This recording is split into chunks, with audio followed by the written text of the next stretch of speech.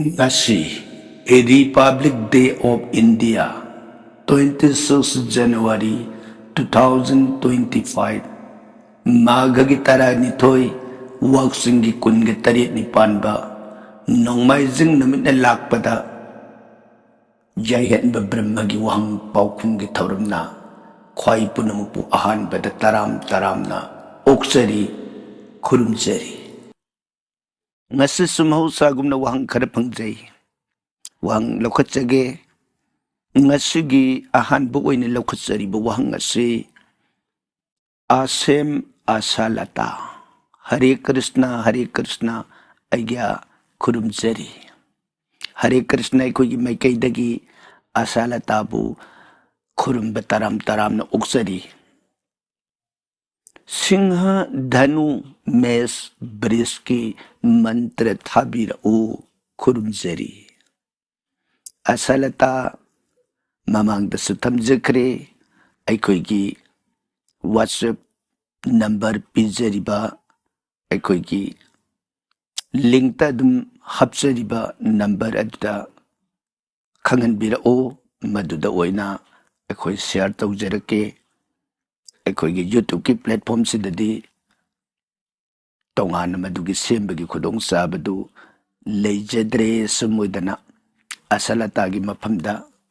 Hangatsari Tagatsari Wang Pukat Pirak Pasigitama Ngasigi Anisubo inamung lokatsari basina Memsa Rajkumari Hare Krishna igya kurumjari Koigi maikay dagi Hare Krishna taram na kurumba oksari Aina yamna khangjaningba video ama aigya dagi phangjari thagatsari Yam nungaijay Rajkumari Aikoigi tawjariba Asigumba Yahenba Brahmagi Channel asina sandok sakiba tawramba mabu tabiraba matungda Yamna nungai haina thagatpirakba masigidamak aikoigi maikaidagasu Memsa Rajkumari bu thagatsaba amadi Mangol Asirbat Sri Bhawan ge soronda nijari Tainarakpada wahang aipet manaba Anjana Singh nasu asumuina kangan biri aikoigi tawramasibu nungai haina masigidamak Anjana Singh busu hainingai leitana aikoigi maikaidagi thagatsaba phongdoksari Isorna thawjan pinabibu oisanu Tainarakpa ngasigi mari subada muglaukatsari basina Okram Devi Bastu Deva Kurum Jabagi Mayek Pibiu Okram Devi Bastu Deva Kurum Jabagi Mayek Pibiu Haidana Takpira Ibasi Mayek Pudi Piba Yay Aduda Luri Basi Ekoina Ojan Naina Nio Mamagaluina na Tamdragadi Isam Samna Heta Mantra Doina Sinpa Pare Natraga Kangi Haina Taubanadi Yaroi the Basanaroi the Wumong Karelay Badamaduna Mantrasi Sumna Pibagi Mahuta Niongaloina Kangbi Nanaba Haibadi Aina Sidagi Niom do Hairagaso Oja Sisha Haidana Guru Parampara daga sanaraiba Wajaduna sisadura nang masi Mangol Ujaro Niyom kulo na sumayna tawgadabani aduga phampam na sumoyna phamgadabani asigumba niyom sida sathagadabani haibagi magi process kar leiri hairibadu yawdragadi thamjaribaduna mayamgi platform da sumna masima lei haibadu utsaba kaktani atopa mantraga mawong khar khenai Baramaduna Okram Devi mantra si piragaso siddha oidabasu yai haina thamjari Tainarakpada ngasigi mga suboy na lakutsaribasina Jos RW8WD Ojabu kurumjari Kurumbirak pataram na oksari Ojagi warita jabasayam nungaijay Ojagi mapamda wahang amata hangjage Takpiyo karikaramba wapam Aikoina numit kudingi Lakshmi Puja tawjabada Karpurna Arti tawbasi karisukai dabara Akannaba matamga laybara ꯈꯪꯖꯅꯤꯡꯗꯨꯅ ꯍꯪꯖꯕꯅꯤ ꯑꯣꯖꯥ ꯀꯅꯥꯒꯨꯝꯕꯅ ꯗꯁꯥ ꯄꯥꯡꯗ꯭ꯔꯕ ꯀꯥꯟꯗ ꯀꯠꯅꯩ ꯍꯥꯏ ꯃꯁꯤꯕꯨ ꯆꯨꯝꯕ꯭ꯔꯥ? José ꯇꯥꯛꯄꯤꯔꯛꯂꯤꯕ ꯋꯥꯐꯝꯁꯤꯒꯤꯗꯃꯛ ꯑꯣꯏꯔꯒꯗꯤ ꯀꯔꯄꯨꯔꯅ ꯑꯥꯔꯇꯤ ꯀꯠꯄ ꯍꯥꯏꯔꯤꯕꯁꯤ ꯑꯗꯨꯝ ꯌꯥꯏ, ꯀꯩꯁꯨ ꯃꯗꯨꯒꯤꯗꯤ ꯑꯀꯥꯏꯕ ꯂꯩꯇꯦ꯫ ꯇꯧꯕꯒꯤꯗꯤ ꯁꯣꯔꯗ ꯀꯠꯄ ꯃꯇꯝꯗ ꯃꯩꯒꯤ ꯈ꯭ꯋꯥꯏꯗꯒꯤ ꯍꯦꯟꯅ ꯐꯕ ꯃꯩꯁꯤ ꯀꯔꯝꯕ ꯃꯩꯅꯣ ꯍꯥꯏꯕ ꯃꯇꯝꯗ ꯘꯤꯒ ꯂꯣꯏꯅꯔꯕ ꯀꯔꯄꯨꯔ ꯌꯥꯎꯔꯕ ꯑꯗꯨꯒꯨꯝꯕ ꯃꯩ ꯑꯗꯣ ꯃꯗꯨꯕꯨꯅꯤ ꯈ꯭ꯋꯥꯏꯗꯒꯤ ꯍꯦꯟꯅ ꯐꯔꯤꯕꯁꯤ꯫ ꯍꯥꯏꯕꯗꯤ ꯘꯤꯒ ꯂꯣꯏꯅꯔꯕ ꯀꯔꯄꯨꯔꯅ ꯆꯥꯛꯂꯛꯄ ꯃꯩ ꯑꯁꯦ ꯇꯣꯛꯁꯤꯛ ꯑꯣꯏꯕ ꯁꯔꯨꯛꯁꯤ ꯌꯥꯝꯅ ꯍꯟꯊꯕ, ꯍꯥꯏꯕꯗꯤ ꯃꯩ ꯑꯇꯩꯅ ꯆꯥꯛꯂꯛꯄ ꯃꯇꯝꯗ ꯃꯥꯒꯤ ꯇꯦꯡꯒꯥꯂꯤ ꯑꯃ ꯊꯣꯛꯂꯛꯏ, ꯃꯗꯨꯅ ꯑꯩꯈꯣꯏꯅ ꯂꯪꯁꯇ ꯍꯥꯔꯠꯇ ꯆꯪꯕ ꯃꯇꯝꯗ ꯑꯐꯕ ꯑꯣꯏꯗꯦ꯫ ꯑꯗꯨꯕꯨ ꯘꯤ ꯁꯤ ꯂꯁꯤꯡꯒ ꯂꯣꯏꯅꯅ ꯆꯥꯛꯂꯛꯄ ꯃꯇꯝꯗ ꯘꯤꯁꯤꯁꯨ ꯃꯁꯥꯅ ꯌꯥꯔꯤꯕ ꯃꯈꯩ ꯇꯣꯛꯁꯤꯛ ꯍꯟꯊꯈ꯭ꯔꯦ, ꯑꯗꯨꯗ ꯀꯔꯄꯨꯔꯁꯤꯒ ꯑꯃꯨꯛ ꯍꯥꯞꯄꯛꯄ ꯀꯥꯟꯗ ꯃꯥꯒꯤ ꯇꯣꯛꯁꯤꯛꯀꯤ ꯁꯔꯨꯛꯁꯤ ꯄꯨꯔꯥ ꯃꯥꯡꯈꯤꯕ ꯍꯥꯏꯕ ꯇꯥꯔꯦ꯫ ꯑꯗꯨꯅ ꯚꯦꯗꯅ ꯊꯝꯕꯤꯔꯝꯃꯤꯕꯁꯤ ꯏꯁꯣꯔꯗ ꯀꯠꯄ ꯃꯩ ꯍꯥꯏꯕꯁꯤ ꯏꯁꯣꯔꯒꯤ ꯐꯕꯇ ꯅꯠꯇꯅ ꯑꯩꯈꯣꯏꯗꯁꯨ ꯍꯛꯆꯥꯡ ꯁꯣꯛꯅꯤꯡꯉꯥꯏ ꯑꯣꯏꯗꯕ ꯃꯩ꯫ ꯑꯗꯨꯅ ꯍꯧꯖꯤꯛꯁꯤꯗ ꯇꯣꯉꯥꯟ ꯇꯣꯉꯥꯟꯕ ꯁꯥꯏꯟꯇꯤꯐꯤꯛ ꯑꯣꯏꯕ ꯃꯑꯣꯡꯗ ꯑꯩꯈꯣꯏꯅ ꯏꯁꯣꯔꯒꯤ ꯑꯔꯆꯥ ꯄꯨꯖꯥ ꯂꯣꯏꯔꯛꯄꯒꯤ ꯕꯥꯔꯇꯤꯁꯤ ꯍꯥꯏꯔꯨꯔꯒ ꯏꯁꯣꯔꯗꯨꯗ ꯄꯨꯊꯣꯛꯂꯛꯄ ꯃꯇꯝꯗ ꯃꯩ ꯑꯗꯨ ꯃꯨꯠꯊꯠꯂꯒ ꯃꯩꯈꯨꯗꯨ ꯑꯣꯏꯅ ꯍꯥꯏꯕꯒꯤ ꯅꯤꯌꯣꯝꯗꯨ ꯑꯌꯥꯝꯕ ꯃꯐꯝꯗ ꯆꯠꯅꯈꯤꯗ꯭ꯔꯦ꯫ ꯃꯩꯈꯨꯗꯨ ꯑꯣꯏꯅ ꯍꯥꯏꯕ ꯐꯠꯇꯦ, ꯃꯩꯔꯥꯗꯨꯃꯛ ꯃꯥꯒꯤ ꯃꯉꯥꯜ ꯃꯗꯨꯃꯛ ꯐꯪꯖꯒꯗꯕꯅꯤ ꯍꯥꯏꯗꯅ ꯃꯩꯔꯥꯗꯨꯒ ꯂꯣꯏꯅꯅ ꯃꯌꯥꯝꯗ ꯃꯩ ꯑꯣꯛꯄꯒꯤ ꯃꯑꯣꯡ ꯑꯁꯤꯗ ꯆꯠꯅꯔꯛꯏ꯫ ꯑꯗꯨꯒ ꯍꯥꯏꯔꯤꯕ ꯃꯨꯠꯊꯠꯂꯨꯕ ꯇꯥꯔꯒꯁꯨ ꯇꯣꯛꯁꯤꯛꯀꯤ ꯁꯔꯨꯛꯁꯤ ꯌꯥꯝꯅ ꯍꯟꯊꯍꯟꯕ ꯀꯔꯄꯨꯔꯒ ꯘꯤꯒ ꯌꯥꯟꯅꯔꯛꯄ ꯃꯇꯝꯗ ꯍꯥꯏꯖꯕ ꯇꯥꯏ꯫ ꯊꯥꯒꯠꯆꯔꯤ ꯖꯣꯁ꯫ ꯑꯗꯨꯒ ꯉꯁꯤꯒꯤ 6ꯁꯨꯕꯗ ꯑꯃꯨꯛ ꯄꯨꯈꯠꯄꯤꯔꯛꯏꯕꯁꯤꯅ ꯃꯥꯏꯕꯝ ꯍꯦꯔꯣꯖꯤꯠ꯫ ꯇꯥꯛꯄꯤꯌꯨ ꯍꯦꯔꯣꯖꯤꯠ꯫ ꯑꯣꯖꯥꯕꯨ ꯈꯨꯔꯨꯝꯖꯔꯤ, ꯈꯨꯔꯨꯝꯕ ꯇꯔꯥꯝ ꯇꯔꯥꯝꯅ ꯑꯣꯛꯆꯔꯤ꯫ ꯑꯣꯖꯥ ꯈꯪꯖꯅꯤꯡꯕ ꯋꯥꯐꯝ ꯈꯔꯗꯪ ꯄ꯭ꯔꯚꯨ ꯁ꯭ꯔꯤꯔꯥꯝ ꯕꯣꯟ ꯈꯣꯡꯆꯠꯇ ꯃꯅꯥꯎ ꯏꯕꯨꯡꯉꯣ ꯂꯛꯃꯣꯟ ꯆꯍꯤ 19 ꯆꯥꯗꯦ ꯊꯛꯇꯦ ꯇꯨꯝꯗꯦ ꯅꯥꯔꯤ ꯕꯣꯗꯣꯟ ꯌꯦꯡꯗꯦ ꯄ꯭ꯔꯃꯥꯟꯒ ꯂꯣꯏꯅꯅ ꯎꯠꯈꯤ꯫ ꯃꯅꯥꯎ ꯏꯕꯨꯡꯉꯣ ꯚꯥꯔꯠꯇꯁꯨ ꯎꯀꯨꯁꯦꯠ ꯖꯇꯥꯄꯨꯟ ꯆꯍꯤ 19 ꯃꯅꯥꯎ ꯏꯕꯨꯡꯉꯣ ꯂꯛꯃꯣꯟꯒꯨꯝ ꯈꯪꯖꯈꯤ꯫ ꯂꯛꯃꯣꯟꯅ ꯈꯪꯖꯕꯅ ꯄ꯭ꯔꯚꯨꯒꯤ ꯃꯥꯡ ꯅꯥꯔꯛ ꯃꯣꯡꯁꯣꯡ ꯀꯅꯥ ꯎꯗꯕ ꯃꯐꯝꯗ ꯈꯪꯖꯕ꯫ ꯚꯣꯔꯣꯠꯅ ꯈꯪꯖꯕꯅ ꯄ꯭ꯔꯚꯨ ꯂꯩꯇꯕ ꯃꯐꯝꯗ ꯐꯨꯔꯥ ꯗꯂꯥꯟ ꯑꯍꯥꯎ ꯑꯊꯨꯝ ꯁꯟꯗꯦꯁꯀꯤ ꯅꯨꯡꯁꯤꯔꯕ ꯃꯅꯝ ꯃꯁꯛ ꯃꯇꯧ ꯐꯖꯔꯕꯤ ꯂꯩꯃꯀꯣꯟꯒꯤ ꯃꯐꯝ꯫ ꯃꯅꯥꯎ ꯑꯅꯤꯕꯨ ꯄ꯭ꯔꯚꯨꯅ ꯊꯣꯏꯅ ꯍꯦꯟꯅ ꯆꯥꯟꯕꯤꯈꯤ, ꯅꯨꯡꯁꯤꯕꯤꯈꯤ꯫ ꯚꯣꯔꯣꯠ ꯂꯛꯃꯣꯟ ꯑꯅꯤꯒꯤ ꯃꯔꯛꯇ ꯁ꯭ꯔꯤꯔꯥꯝꯒꯤꯗꯃꯛ ꯑꯋꯥꯕ ꯈꯥꯡꯕꯁꯤ ꯚꯣꯔꯣꯠꯅ ꯍꯦꯜꯂꯤ ꯍꯥꯏꯅ ꯑꯣꯖꯥꯁꯤꯡꯅ ꯍꯥꯏꯅꯩ꯫ ꯑꯣꯖꯥꯅ ꯕ꯭ꯌꯥꯁ ꯗꯦꯕꯅ ꯂꯦꯡꯕꯤꯕ ꯁ꯭ꯔꯤ ꯔꯥꯃꯥꯌꯟ ꯋꯥꯔꯤꯁꯤꯗ ꯚꯥꯔꯠꯀꯤ ꯆꯔꯤꯇ꯭ꯔꯁꯤ ꯌꯥꯎꯕꯤꯗꯕ꯭ꯔꯥ ꯑꯣꯖꯥ? ꯖय ꯁ꯭ꯔꯤ ꯁꯤꯇꯥꯔꯥꯝ꯫ ꯃꯥꯏꯕꯝ ꯍꯦꯔꯣꯖꯤꯠ ꯏꯕꯤꯔꯛꯂꯤꯕꯁꯤ ꯌꯥꯝꯅ ꯐꯖꯅ ꯏꯕꯤꯔꯛꯏ꯫ ꯑꯍꯥꯟꯕꯗ ꯆꯍꯤ 19 ꯍꯥꯏꯅ ꯇꯥꯛꯄꯤꯔꯤꯕꯁꯤ ꯆꯍꯤ 12 ꯍꯥꯏꯅ ꯊꯝꯕꯤꯒꯗꯧꯕꯅꯤ꯫ ꯃꯁꯤꯃ ꯑꯍꯥꯟꯕ ꯑꯣꯏꯅ ꯁꯦꯡꯗꯣꯛꯆꯔꯤ꯫ ꯑꯗꯨꯒ ꯃꯈꯥ ꯇꯥꯔꯛꯄꯗ ꯔꯥꯝꯒꯤ ꯃꯅꯥꯎ ꯚꯣꯔꯣꯠ ꯂꯛꯃꯣꯟ ꯑꯅꯤꯒꯤ ꯃꯔꯛꯇ ꯂꯛꯃꯣꯟꯅ ꯃꯌꯥꯝꯕꯨꯡꯒꯤ ꯇꯨꯡ ꯏꯜꯂꯒ ꯕꯣꯟꯗ ꯑꯋꯥꯕ ꯈꯥꯡꯕ ꯃꯌꯥꯝꯕꯨꯡꯒꯤꯗꯃꯛ, ꯑꯗꯨꯒ ꯚꯣꯔꯣꯠꯅ ꯃꯌꯥꯝꯕꯨꯡ ꯌꯥꯎꯗꯅ ꯌꯨꯝꯗ ꯑꯋꯥꯕ ꯈꯥꯡꯕ꯫ ꯃꯔꯝ ꯑꯗꯨꯅ ꯚꯣꯔꯣꯠꯅ ꯍꯦꯟꯅ ꯔꯥꯝꯕꯨ ꯅꯤꯡꯖꯕ, ꯔꯥꯝꯒꯤꯗꯃꯛ ꯋꯥꯖꯕ ꯍꯦꯜꯂꯤ ꯍꯥꯏꯅ ꯑꯣꯖꯥꯁꯤꯡꯅ ꯇꯥꯛꯄꯤ꯫ ꯍꯥꯏꯔꯤꯕ ꯋꯥꯐꯝꯁꯤ ꯂꯩꯔꯝꯕ ꯌꯥꯏ ꯑꯇꯣꯞꯄ ꯀꯅꯥꯒꯨꯝꯕꯁꯤꯡꯅ ꯏꯕ ꯂꯥꯏꯔꯤꯛꯁꯤꯡꯗ꯫ ꯑꯗꯨꯒ ꯕ꯭ꯌꯥꯁꯅ ꯂꯦꯡꯕꯤꯕ ꯍꯥꯏꯅ ꯇꯥꯛꯄꯤꯔꯛꯏꯕꯁꯤꯁꯨ ꯕ꯭ꯌꯥꯁ ꯗꯦꯕꯅ ꯂꯦꯡꯕ ꯅꯠꯇꯦ, ꯔꯥꯃꯥꯌꯟꯗꯤ ꯕꯥꯜꯃꯤꯀꯤ ꯃꯨꯅꯤꯅ ꯏꯕꯅꯤ꯫ ꯑꯗꯨꯗꯒꯤ ꯇꯣꯉꯥꯟ ꯇꯣꯉꯥꯟꯕ ꯀꯕꯤꯁꯤꯡ ꯃꯥꯒꯤ ꯇꯨꯡꯗ ꯍꯟꯗꯣꯛꯅꯔꯛꯈꯤ꯫ ꯑꯗꯨꯅ ꯍꯥꯏꯔꯤꯕ ꯋꯥꯐꯝꯁꯤ ꯕꯥꯜꯃꯤꯀꯤꯅ ꯏꯕ ꯔꯥꯃꯥꯌꯟꯗ ꯚꯣꯔꯣꯠꯅ ꯍꯦꯟꯅ ꯔꯥꯝꯒꯤꯗꯃꯛ ꯋꯥꯖꯕꯒꯤ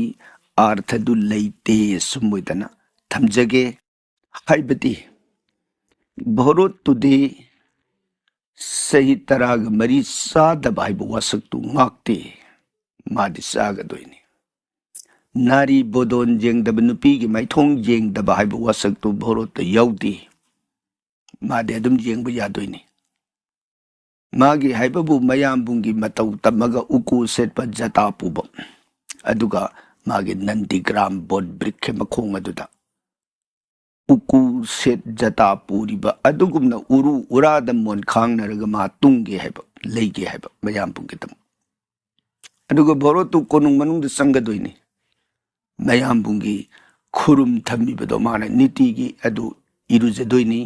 इसिंगना चाइथदोइनी मयामबुंदुगी सोरोन सेवागी भापतमा कोनुंग मनुंग संगगा मा सेवा तौदोइनी अदुगा मागी तुम्ब साबगी मतमदुना बोट ब्रिखे मखोंगदुदा थोलगा उई हाइबगी वानी सिदा भोरोटना हेना लक्मोंदगी रामसक उदबगी अवाबदुबदी भोरोत ले अमरोमदा भोरोट की फिदमदी करिनो हाइबद फत्तबी ममामगी गदबदगी पोलखिब तारबसु रामबु नुंगसिजब अथोइब भक्त मगी सक्तम लौरगा मयामबुंबु निंगजबगी मागी वखल्लोंदो मदुबुनी अखोइना भोरोत थागलिबदी अदुगा लक्मोन का मागा मानब थाक अदुदी यामना खेनखरे हाइबताई लक्मोन गिदी मागी राम गिदम मागी कथोखिब पुंसी अदो मदुबु राम ना हंदक पोकबा मपोकतदी इनाउ लक्मोन गी लबन अइना सिंगबा ngमोइदौरे मरम अदुना द्वापुरता नंग इयामबु ओयो मनाओ मोइना मयाम मगी सेवादो आई मथंग मपुक्त फंगे दना हंदक लक्मोन बलराम ओइना द्वापुरता पुगरिबसिनी भोरोत दे अदुगी नियम दु लेते अदुना ओजा सिंगना भापना सारगा हाइबदी अतोप कना कनागुम कवि सिंगना मागी प्रमाण इब लाइक यावसे कवि कनागुम इब लाइक ते यावरिबसी कनोगासी सीता दगिदी लक्ष्मण की इबेम उर्मिला ने हेना वाइगा हाइदने इब मागी कवि की कल्पना म सगत याननब इजफगी वानी अदो मदु लाइक लोमददी सनब याब नते सीताना राम की दम वाजखिबगी पोतुगा उर्मिलाना लक्ष्मण काइनबगी वाबदी मबुंगुगी सेवादो अहिंग नुंथिलनी द फंगजब ngमदे हाइबगी वा खक्तनी सीतादी क्यामु याम वाखि एबसे कोइन वरी ताबद खंगिबदु मंगाई अदुना वाफमसे पंकन कन थाजबिरुदब भई हाइना थमजगे थागचरी वांग पुखत पिरक पसिगिदम अदुगा ngasiगे तरेस सुबदा मुगलौखचरी बसना बबिता देवी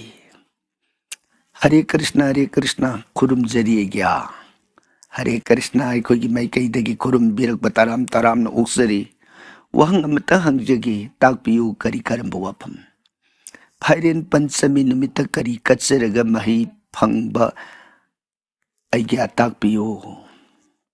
बबिता देवी फाइरेन पंचमी दा कचरगा मही फंगबा हाइरिबसी मपुंग ओइना फाइरेन पंचमी की बसंत पंचमी बसंत ऋतुराज की हौरक्बा अथोइब मतमदुद कनागी देवी सरदा देवी सरस्वती इमाई बेमगी मपुंग फारब अदुगुम पूजागी मिटनी हाइरिबा फाइरेन पंचमी बसंत पंचमी नुमिदसिदा इबेमगी मफमदा कटपा हाइरिबसी मतमदुगी ओइबा अनु अपेट मपुंग ओइना इबेमगी दम कच्चब नुमिदसिददी नापू मसु येलो ड्रेस येलो फ्रूट हाइबदी हंगामा पान मचुगी फिजोल हंगामा पान मचुगी वही वही लई न सिंबा खुदिंगमक अदुदगी अखोइना तोंगाना सेम कोमला अनु अपेट हाइब जार खैदो लोइना कटप यारे si kalb matamda ibem na soidana penbi aduga ibemagidi mahigi lairembi uibenina se kolom lairik na singba madu punamak katsabe yai sumoidana bedana फाइरेन Panchami Saraswati पूजा की नियम सुमोइना थंबिरमी हाइदना बबिता की मफमदा पौदमजरी थगचरी ताइनरकबदंग सिगी निपान सुबोइना लोखचरी बसना लिकला युमनाम पाबुंगबु खुरुमजरी ꯈꯨꯔꯨꯝꯕꯤꯔꯛꯄ ꯇꯔꯥꯝ ꯇꯔꯥꯝ ꯑꯣꯛꯆꯔꯤ ꯈꯪꯗꯕ ꯃꯌꯥꯝ ꯈꯪꯍꯟꯕꯤꯕꯒꯤ ꯋꯥꯍꯪ ꯑꯃꯠꯇꯒ ꯈꯪꯖꯅꯤꯡꯉꯤ ꯃꯗꯨꯗꯤ ꯑꯍꯥꯟꯕꯗ ꯃꯤꯅ ꯁꯤꯔꯕ ꯃꯇꯝꯗ ꯅꯨꯃꯤꯗꯥꯡꯗ ꯑꯣꯏꯔꯕꯁꯨ ꯆꯐꯨ ꯎꯌꯥꯟ ꯐꯦꯡꯗꯣꯛꯏ ꯑꯗꯨꯒ ꯑꯇꯣꯞꯄ ꯃꯇꯝꯗ ꯐꯦꯡꯗꯕ ꯐꯠꯇꯦ ꯇꯧꯅꯨ ꯍꯥꯏ ꯅꯨꯡꯇꯤꯒꯤ ꯐꯦꯡꯗꯕꯗ ꯀꯔꯤ ꯑꯀꯥꯏꯕ ꯂꯩꯕꯒꯦ ꯂꯤꯛꯂꯥ ꯌꯨꯝꯅꯥꯝꯒꯤ ꯋꯥꯐꯝ ꯑꯁꯤ ꯄꯥꯖꯕꯗ ꯏꯕꯤꯔꯛꯂꯤꯕꯁꯤ ꯈꯔ ꯉꯛꯇꯛ ꯇꯧꯕ ꯍꯥꯏꯕ ꯇꯥꯔꯦ ꯁꯤꯔꯕ ꯃꯇꯝꯗ ꯅꯨꯃꯤꯗꯥꯡ ꯑꯣꯏꯔꯕꯁꯨ ꯆꯐꯨ ꯌꯥꯟ ꯐꯦꯡꯉꯤ ꯍꯥꯏꯅ ꯇꯥꯛꯄꯤꯔꯦ ꯑꯗꯨꯒ ꯑꯇꯣꯞꯄ ꯃꯇꯝꯗ ꯐꯦꯡꯗꯕ ꯐꯠꯇꯦ ꯇꯧꯅꯨ ꯍꯥꯏ ꯍꯥꯏꯅ ꯇꯥꯛꯄꯤꯔꯛꯏꯕꯁꯤꯅ ꯑꯇꯣꯞꯄ ꯃꯇꯝ ꯍꯥꯏꯕꯁꯤꯗ ꯀꯔꯤ ꯂꯣꯟꯅꯣ ꯍꯥꯏꯕꯁꯤ ꯈꯤꯇꯪ ꯚꯥꯞ ꯇꯥꯗꯕ ꯑꯗꯨꯒ ꯅꯨꯡꯇꯤꯒꯤ ꯐꯦꯡꯗꯕ ꯀꯔꯤ ꯑꯀꯥꯏꯕ ꯂꯩꯕꯒꯦ ꯍꯥꯏꯕꯁꯤꯗꯁꯨ ꯚꯥꯞꯁꯤ ꯇꯥꯗꯕ ꯑꯗꯨꯕꯨ ꯑꯩꯈꯣꯏꯅ ꯚꯥꯞꯅ ꯁꯥꯔꯒ ꯍꯥꯏꯖꯒꯦ ꯁꯤꯔꯕ ꯃꯇꯝꯗ ꯅꯨꯃꯤꯗꯥꯡ ꯑꯣꯏꯔꯕꯁꯨ ꯆꯐꯨ ꯎꯌꯥꯟ ꯐꯦꯡꯗꯣꯛꯄ ꯅꯨꯡꯊꯤꯜ ꯑꯣꯏꯔꯕꯁꯨ ꯐꯦꯡꯗꯣꯛꯄ ꯍꯥꯏꯕꯒꯤ ꯅꯤꯌꯣꯝꯁꯤ ꯂꯩꯈꯤꯗ꯭ꯔꯤꯕ ꯃꯥꯒꯤꯗꯃꯛ ꯑꯋꯥ ꯑꯅꯥ ꯈꯥꯡꯕ ꯑꯃꯗꯤ ꯑꯩꯈꯣꯏ ꯍꯤꯡꯁꯥ ꯍꯥꯏꯕꯗꯨ ꯇꯧꯔꯔꯣꯏ ꯑꯩꯈꯣꯏꯒꯤ ꯂꯝꯗꯝꯁꯤꯗꯗꯤ ꯁꯥ ꯉꯥ ꯆꯥꯕ ꯂꯩꯕꯥꯛꯅꯤꯅ ꯃꯄꯨꯡ ꯑꯣꯏꯅ ꯑꯩꯈꯣꯏꯅ ꯅꯤꯇꯤꯒꯤ ꯊꯣꯡꯅꯔꯝꯃꯤꯕ ꯆꯐꯨ ꯎꯌꯥꯟ ꯑꯗꯨ ꯁꯥ ꯉꯥ ꯊꯣꯡꯉꯨꯕ ꯄꯥꯇ꯭ꯔ ꯑꯣꯏꯕꯅꯤꯅ ꯃꯗꯨ ꯐꯦꯡꯗꯣꯛꯑꯣ ꯑꯗꯨꯒ ꯁꯥ ꯉꯥ ꯌꯥꯎꯗꯕ ꯅꯤꯔꯥꯃꯤꯁ ꯑꯣꯏꯕ ꯍꯥꯏꯗꯤ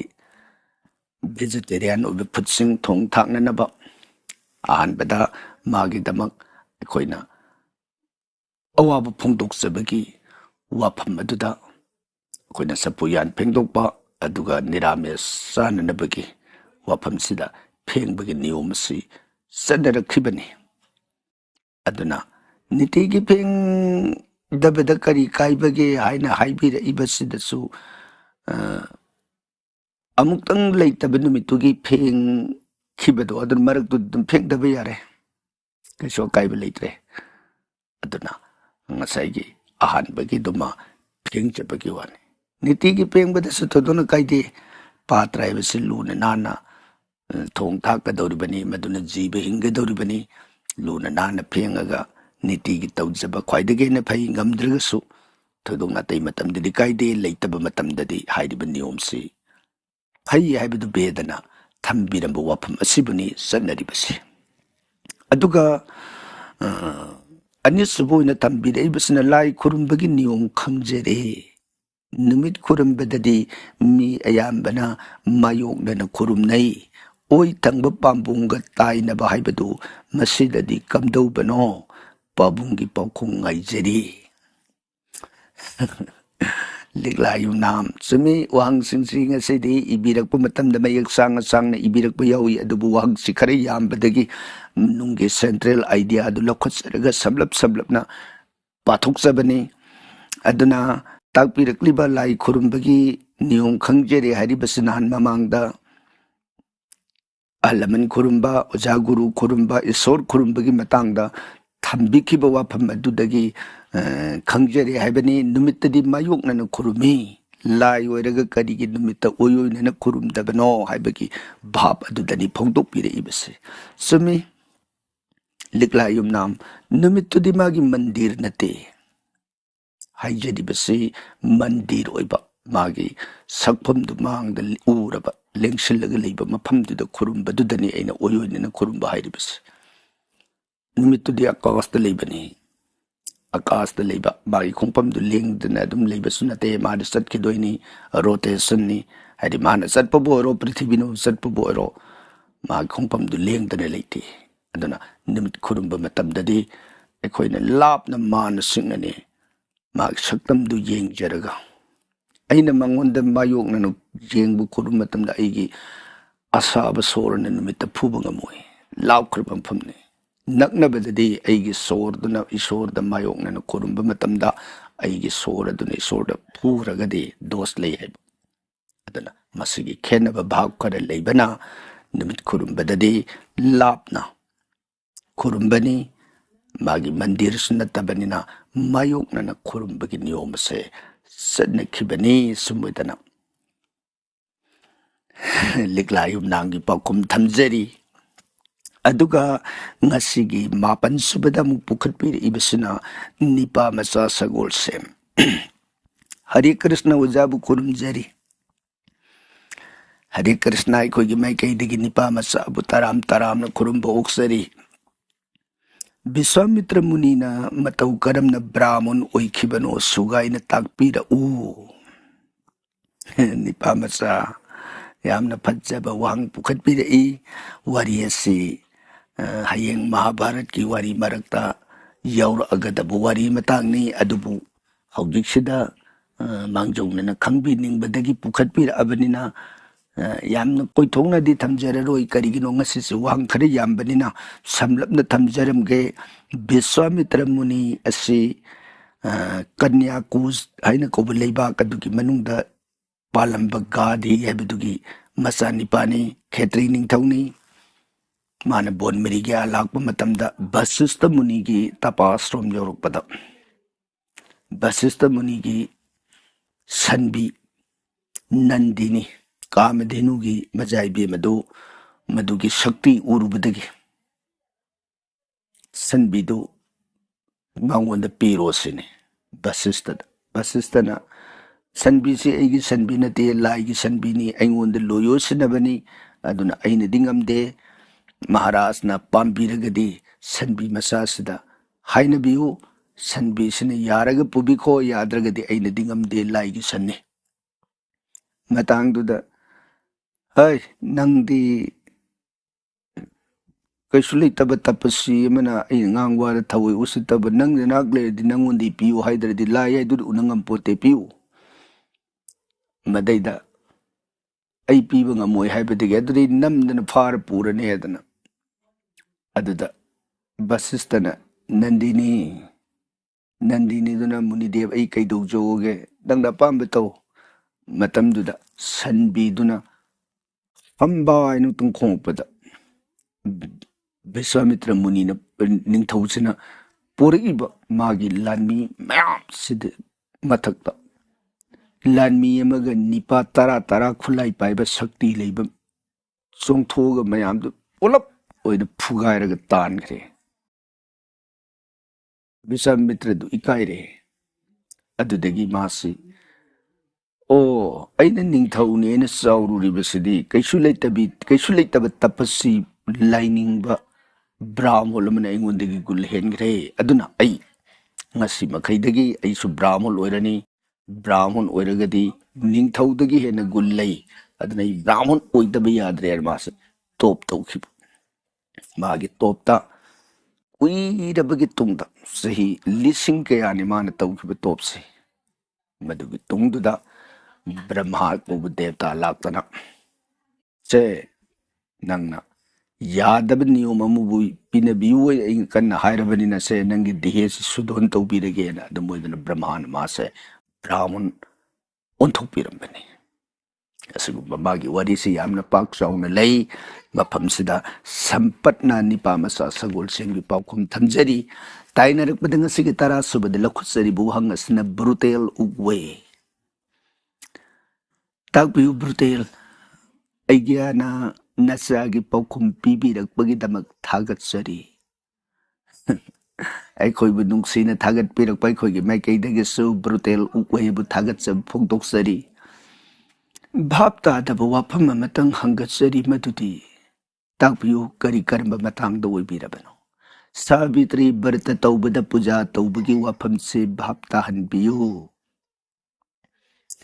ꯕ꯭ꯔꯨꯇꯦꯜ ꯁꯥꯕꯤꯇ꯭ꯔꯤ ꯕ꯭ꯔꯇ ꯇꯧꯕꯗ ꯄꯨꯖꯥ ꯇꯧꯕꯒꯤ ꯋꯥꯐꯝ ꯍꯥꯏꯕꯁꯤ ꯑꯇꯩ ꯅꯠꯇꯦ ꯑꯩꯈꯣꯏꯅ ꯆꯨꯝꯅ ꯕ꯭ꯔꯇ ꯀꯠꯆꯕꯁꯨ ꯑꯗꯨꯝ ꯀꯥꯏꯗꯦ ꯋꯥꯔꯤ ꯂꯥꯏꯔꯤꯛ ꯇꯥꯕꯗꯁꯨ ꯑꯗꯨꯝ ꯀꯥꯏꯗꯦ ꯄꯨꯖꯥ ꯇꯧꯖꯔꯒꯗꯤ ꯁꯌꯪ ꯍꯥꯏꯔꯤꯕ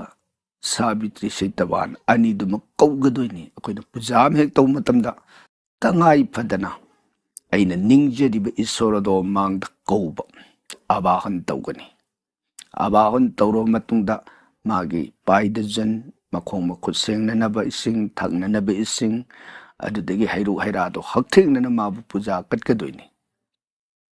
ꯑꯗꯨꯒ ꯃꯥꯅ ꯄꯦꯟꯕꯤꯅꯕ ꯍꯥꯏꯖꯗꯣꯏꯅꯤ ꯆꯪꯖꯒꯗꯧꯔꯤꯕꯅꯤ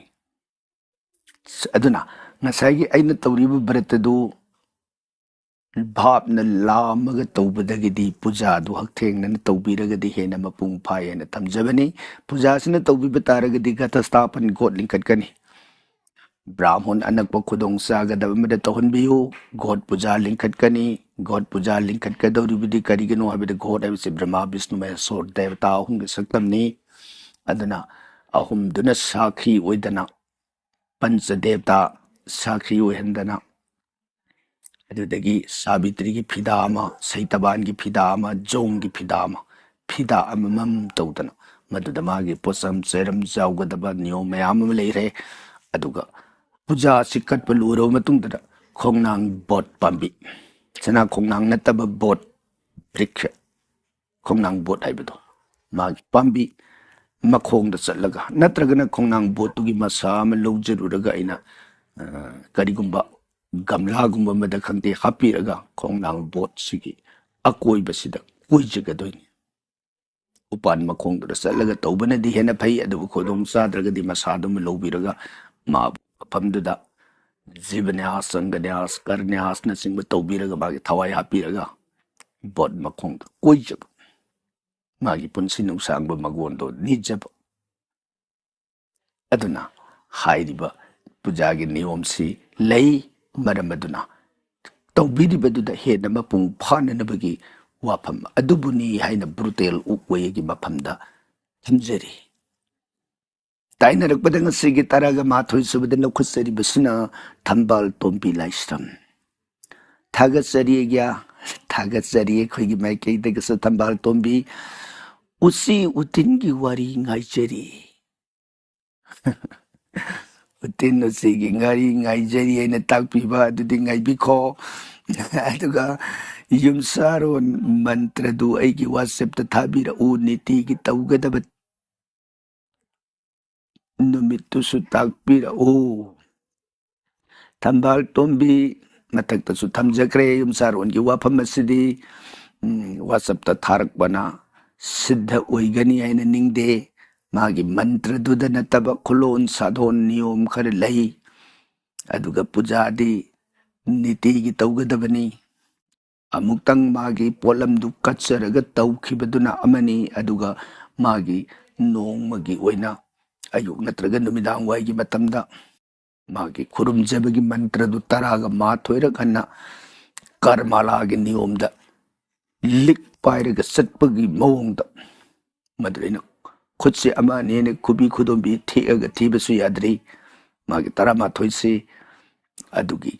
ꯅꯤꯌꯣꯝ ꯂꯤꯛ ꯄꯥꯏꯔꯒ ꯊꯤꯕ ꯅꯠꯇ꯭ꯔꯒ ꯈꯨꯠꯁꯥꯗ ꯀꯔꯃꯥꯂꯥꯒꯤ ꯅꯤꯌꯣꯝ ꯇꯧꯔꯒ ꯊꯤꯕ, ꯃꯥꯒꯤ ꯐꯝꯐꯝ ꯍꯥꯏꯕꯗꯤ ꯏꯁꯣꯔꯗꯨ ꯄꯨꯖꯥ ꯀꯠꯆꯕꯒꯤ ꯑꯗꯨꯒꯤ ꯅꯤꯌꯣꯝꯗꯨ ꯂꯣꯏꯔꯕ ꯃꯇꯨꯡꯗꯨꯗ ꯃꯩ ꯃꯆꯥ ꯑꯃ ꯍꯧꯒꯠꯂꯒ ꯃꯩꯗꯨꯗ ꯑꯍꯥꯟꯕꯗ ꯃꯩ ꯍꯧꯒꯠꯄ ꯍꯥꯏꯔꯤꯕꯁꯤ ꯃꯩꯗꯨ ꯑꯕꯥꯍꯨꯟ ꯇꯧꯒꯗꯣꯏꯅꯤ. ꯃꯩꯗꯨ ꯀꯧꯗꯣꯏꯅꯤ. ꯀꯔꯤ ꯍꯥꯏꯔ ꯃꯩ ꯀꯧꯅꯤ? ꯑꯗꯨꯒꯤ ꯃꯟꯇ꯭ꯔ ꯇꯣꯉꯥꯟꯅ ꯂꯩꯔꯤ. ꯃꯩꯗꯨ ꯀꯧꯔꯛꯄ ꯃꯇꯝꯗ ꯃꯩꯒꯤ ꯐꯤꯕꯝꯗꯨꯗ ꯑꯩꯅ ꯀꯔꯤ ꯍꯥꯏꯅ ꯃꯩꯗꯨꯗ ꯑꯀꯥꯏ ꯑꯇꯣꯏ ꯂꯥꯛꯄꯗꯣ ꯃꯗꯨꯗꯒꯤ ꯉꯥꯛꯀꯗꯒꯦ ꯍꯥꯏꯕꯒꯤ ꯅꯤꯌꯣꯝ ꯂꯩꯔꯤ. ꯑꯗꯨꯗꯒꯤ ꯑꯩꯅ ꯀꯠꯂꯤꯕ ꯃꯩꯗ ꯀꯠꯂꯤꯕꯁꯦ ꯚꯒꯋꯥꯟ ꯚꯥꯁꯨꯗꯦꯕꯅ ꯐꯪꯅꯅꯕꯒꯤꯗꯃꯛ ꯃꯗꯨꯗ ꯑꯩꯅ ꯃꯩꯗ ꯀꯠꯄꯒꯤ ꯈꯨꯀꯠ ꯍꯥꯏꯕꯅꯆꯤꯡꯕ ꯐꯝꯃꯤꯟꯅꯔꯒ ꯚꯥꯞ ꯇꯥꯃꯤꯟꯅꯕ ꯑꯃꯗꯤ ꯇꯉꯥꯏ ꯐꯗꯕ ꯂꯩ. ꯅꯠꯇ꯭ꯔꯒꯗꯤ ꯇꯧꯔꯨꯕꯗ ꯀꯥꯟꯅꯗꯕ ꯑꯣꯏꯔꯒꯗꯤ ꯍꯌꯦꯡ ꯇꯧꯔꯨꯔꯒ ꯄꯪꯍꯥꯏ ꯍꯥꯏꯕ ꯑꯣꯏꯔꯕꯖꯥꯠꯅꯤ ꯍꯥꯏꯕꯗꯨꯁꯨ ꯍꯩꯍꯟꯅꯤꯡꯗꯕ. ꯅꯍꯥꯟ ꯃꯃꯥꯡꯗ ꯊꯝꯖꯈꯤꯕ ꯆꯨꯝꯅ ꯊꯤꯖꯕ ꯌꯥꯕ ꯔꯥꯁꯤꯒꯤ ꯃꯟꯇ꯭ꯔꯒꯨꯝꯕ ꯑꯗꯨꯒ ꯁꯤꯒ ꯈꯔ ꯈꯦꯠꯅꯩ. ꯔꯥꯁꯤꯒꯤ ꯃꯟꯇ꯭ꯔꯗꯨꯅ ꯚꯥꯕ ꯑꯃꯅꯤ. ꯑꯗꯨ ꯅꯠꯇꯕ ꯃꯟꯇ꯭ꯔꯁꯤ ꯆꯨꯝꯅ ꯚꯥꯔꯕꯦꯂꯤ ꯇꯝꯕꯤꯔꯒ ꯍꯥꯏꯅꯔꯒ ꯑꯗꯨꯝ ꯌꯥꯕ ꯃꯟꯇ꯭ꯔꯁꯤꯡ ꯂꯩ. ꯁꯤꯗꯗꯤ ꯈꯨꯂꯣꯟ ꯈꯔ ꯌꯥꯎꯕꯅꯤꯅ ꯑꯩꯈꯣꯏꯅ ꯃꯟꯇ꯭ꯔꯁꯤ ꯈꯛ ꯊꯥꯔꯛꯑꯒ ꯇꯧꯔꯨꯕꯗ ꯁꯤද්ධ ꯑꯣꯏꯒꯅꯤ ꯍꯥꯏꯕꯗꯨ ꯊꯥꯖꯗꯕ ꯍꯥꯏꯕ ꯇꯥꯔꯦ. ꯃꯁꯤꯒꯤꯗꯃꯛ ꯉꯥꯛꯄꯤꯒꯅꯤ.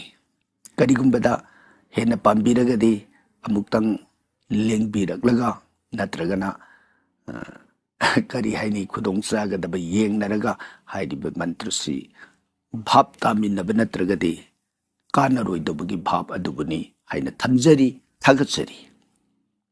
ꯇꯥꯏꯅꯔꯛꯄꯗ 12 ꯁꯨꯕꯗ ꯂꯧꯈꯠꯆꯔꯤꯕꯁꯤꯅ ꯃꯥꯏꯕꯝ ꯑꯣꯡꯕꯤ ꯁꯂꯥꯃꯅꯤ ꯗꯦꯕꯤ, ꯀꯣꯗꯣꯝ ꯄꯣꯛꯄꯤ ꯃꯃꯥꯡ ꯂꯩꯀꯥꯏ ꯋꯥꯏꯁꯦꯟ ꯃꯄꯥꯟ. ꯊꯥꯒꯠꯆꯔꯤ. ꯇꯥꯛꯄꯤꯌꯨ. Manisala Mani Devi Hare Krishna Uja Kurumjari Hare Krishna Aikogi Maikaidagi Taram Taram Uksari Takpiyu Kari Karambu Wapam Ahan Boina Sakangnajabani Haibiyu Kari Tana Shike Karigumbu Wapam Matang Hangatsari Madudi Hanumana Lanka Mai Taraga Halakpa Matamda Ramna Hanumanda Sauki Aduga Angadana Rabungi Zaiga Kaina Nabuhunabada Mandaduri the Puba Masidana Ramna Saudaba Karigino Yamna Pajana Warita Biraga Pajarabu Hang Pukat Pidai Taubagidi Salamani Wapamase Nahan Matamduda Pukat Birak Karabu Wahangni Wahang Adugi Paukum Matam Madugi Nomai Jingi Wahung Paukungi Torum the Sutam Jakrabani Adubu Nauna Amuk Tabiraga Nauna Amuk Hang Birak Wahang Wedabanina Nauna Amuk Paukum se Tamjage Sumi Lankada Hanumana Mai Taraga Halakbada Ramna Sauki Bagi Baramdi Ramna Hanumanda Lankada Mai Taruso Lankada Patabatoruso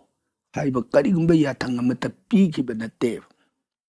Sita Namado Lankagiman the Labor later Bere Yanguso Tak Hanumana Madeda Migi Yumdo Mai Tadu Ogalai Masa Masu Beduna Migi Patanaba Tauba Matamda Mapa Mama Oibasuna Gaidong with the Tagaloi Dubani Aigi Yaknabu Rabasu Migi Yum Mai Tabayade Yum Duga the Yaknabana Tedana Aduna Yaknadiba Rabondu Puramu Rabondu Halamu Aduragadi Ram to solve the Bay Land of Migi Yum Mai Tarambado Masa Masuda Madugumadu Puging Togaloi Dubani Habido Mapa and Masa Magi Mapamda Gyan Takpi Bagi Sobapto Aikoi Mu Samasta Paramaramna Tambi Bani Logani Aduga Masaigi Somda Angadana Mandaduri Furu the Halaktana Rangi Manag Yorupada Ramna Madeda Angadada solved the Bagi Baramti Salam died the Hakting Nana Rangi Mamangda Jambovana Order Tokibedo Karamna Angada Kiskindia Jubaraja Nang Salu Rabun Gijagado Kain and Nabagidam Nang Nasumna Sangaga Rabun Gijagado Kaihalubangamoy Natik Nati Aduna Salu Lankarani Mandadorido Masamdu Kudag Yetlaga Laymai the Lak than a Singaga Porok than a Rabon Gi Manga to the Pooh Matam to the Rabon Manai Premda Soidana Magi Zaigadu degi Mamai Latolokani Man Mamai Hek like Tolopumikuta Magi Zayga Kai Bahaiba to Sakani Salo Egia Tangsing Owe Jambovana Haidi Ingit to the Ram Bhapta de Kangi Punama Kangbaramni Adubu Jambovanduna Order do Ahani Mayam to get losing many Pandit ni Hana Ram getting on to losing a laini. Matak Tong Bagi Bevard Suram Nangai Aduga Satkip Anga the Satkro Matung the Ramna Karigino Ipu Masi Hanumana Satki Hibamatam Namoi Natik Nati Hiraga Anga the Dana Salu and a Taraga Anga the Namandaduri Pu Hiriba Karigino Wahang do Hangba Matamda Wari do the Yaw Jabani Sinamuk Nixing Jabani Mandaduri do Hanuman Masamje like Hairuba the Hanuman the Mandaduri Sati Guna Sap Serak the Hanuman or more said Tumduri Sati Guna Adubu Anga the Mandaduri Nakange Hak books of a so good bagi Masani Aduna Masagi nung Shiba Prem Duna Anga the Sap say with Dori Adunani Anga the Salu in the Taribasi Aduna Ram the Ligre Wari Punamang Aduna ꯄꯨꯔꯨꯔꯒ ꯅꯤꯌꯣꯝꯗꯨ ꯇꯧꯔꯨꯅꯕ ꯍꯥꯏꯗꯅ ꯖꯝꯚꯨꯕꯥꯅ ꯊꯥꯔꯒ ꯆꯠꯈ꯭ꯔꯕ ꯇꯧꯔꯨꯔꯒ ꯍꯜꯂꯛꯄ ꯃꯇꯝꯗ ꯔꯥꯝ ꯀꯩꯗꯧ ꯁꯥꯎꯔꯨꯅꯤ ꯋꯥꯔꯤꯗꯨꯅ ꯁꯥꯎꯖꯗꯕꯅꯤ ꯁꯨꯝ ꯑꯣꯏꯗꯅ ꯋꯥꯐꯝꯁꯤ money ꯗꯦꯕꯤꯒꯤ ꯃꯐꯝꯗ ꯊꯝꯖꯔꯤ ꯑꯗꯨꯒ ꯇꯥꯏꯅꯔꯛꯄꯗ ꯑꯪꯒꯗꯅ ꯃꯟꯗꯗꯣꯔꯤꯁꯤ ꯃꯃꯥꯅꯤ ꯈꯪꯗꯕꯔꯥ ꯑꯪꯒꯗꯅ ꯃꯟꯗꯗꯣꯔꯤ ꯃꯃꯥꯅꯤ ꯈꯪꯗꯕꯅꯅꯤ ꯃꯥꯅ ꯆꯠꯂꯣꯏꯅ ꯆꯠꯂꯤꯕ ꯑꯗꯨꯒ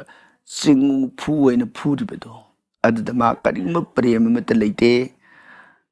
ꯃꯥꯒꯤꯗꯤ ꯃꯁꯛ ꯈꯪꯗꯕꯗꯨꯅꯅꯤ ꯁꯨꯝ ꯑꯣꯏꯗꯅ ꯊꯝꯖꯒꯦ ꯑꯗꯨꯒ ꯃꯟꯗꯗꯣꯔꯤꯅ ꯔꯥꯃꯥꯌꯟ ꯁꯛꯄ ꯇꯥꯔꯕ ꯔꯥꯕꯣꯟꯗꯨ ꯄꯥꯞ ꯀꯣꯛꯇꯕꯔꯥ ꯃꯟꯗꯗꯣꯔꯤꯅ ꯔꯥꯃꯥꯌꯟ ꯁꯛꯄ ꯇꯥꯕꯗꯒꯤ ꯔꯥꯕꯣꯟꯗꯨ ꯄꯥꯞ ꯀꯣꯛꯆꯕꯗꯒꯤꯅꯤ ꯄꯥꯞ ꯆꯦꯜꯂꯕ ꯄꯥꯄꯤ ꯔꯥꯕꯣꯟꯗꯣ ꯃꯥꯒꯤ ꯑꯔꯣꯏꯕꯒꯤ ꯃꯤꯀꯨꯞꯇꯨ ꯌꯧꯔꯕ ꯀꯥꯟꯗꯨꯗ ꯔꯥꯝꯗꯣ ꯃꯥꯅ ꯇꯁꯦꯡꯅ ꯎꯅꯅꯤꯡꯉꯛꯇꯅ ꯔꯥꯝꯗꯨꯕꯨ ꯃꯥꯒꯤ ꯇꯥꯠ ꯕꯠꯖꯔ ꯑꯔꯣꯏꯕ ꯑꯣꯏꯒꯗꯕ ꯃꯤꯀꯨꯞꯇ ꯉꯥꯏꯔꯛ ꯀꯥꯟꯗ ꯏꯕꯨꯡꯉꯣ ꯂꯦꯡꯁꯤꯟꯕꯤꯔꯛꯑꯣꯏꯗꯅ ꯃꯅꯥꯎ ꯅꯤꯄꯥ ꯊꯥꯗꯅ ꯂꯛꯃꯣꯟꯒ ꯂꯣꯏꯅꯔꯒ ꯀꯧꯁꯤꯜꯂꯨꯔꯒ ꯔꯥꯝꯗꯨꯅ ꯆꯪꯉꯛꯑꯕ ꯀꯥꯟꯗꯨꯗ ꯏꯕꯨꯡꯉꯣ ꯅꯅꯥꯏꯒꯤ ꯂꯥꯏꯕꯛ ꯃꯌꯥꯏꯁꯤꯗ ꯑꯃꯨꯛꯇꯗꯤ ꯂꯦꯡꯁꯤꯟꯕꯤꯌꯣꯏꯗꯅ ꯔꯥꯝꯅ ꯃꯗꯩꯗ ꯔꯥꯕꯣꯟꯒꯤ ꯂꯥꯏꯕꯛꯇ ꯏꯕꯨꯡꯉꯣꯒꯤ ꯌꯦꯠꯊꯪꯕ ꯁꯤꯔꯤꯄꯥꯗ ꯂꯤꯡꯈꯠꯄꯤꯈꯤꯕꯗꯣ ꯔꯥꯕꯣꯟꯗꯣ ꯄꯕꯤꯇ꯭ꯔ ꯑꯣꯏꯍꯟꯕꯤꯔꯒꯦ ꯃꯟꯗꯗꯣꯔꯤꯒꯤ ꯔꯥꯃꯥꯌꯟ ꯇꯥꯖꯈꯤꯕꯗꯨꯅ ꯃꯥꯒꯤ ꯍꯤꯡꯉꯤꯉꯩꯗ ꯇꯧꯈꯤꯕ ꯄꯥꯞ ꯄꯨꯝꯅꯃꯛꯁꯤꯡ ꯑꯗꯨ ꯀꯣꯛꯆꯔꯗꯅ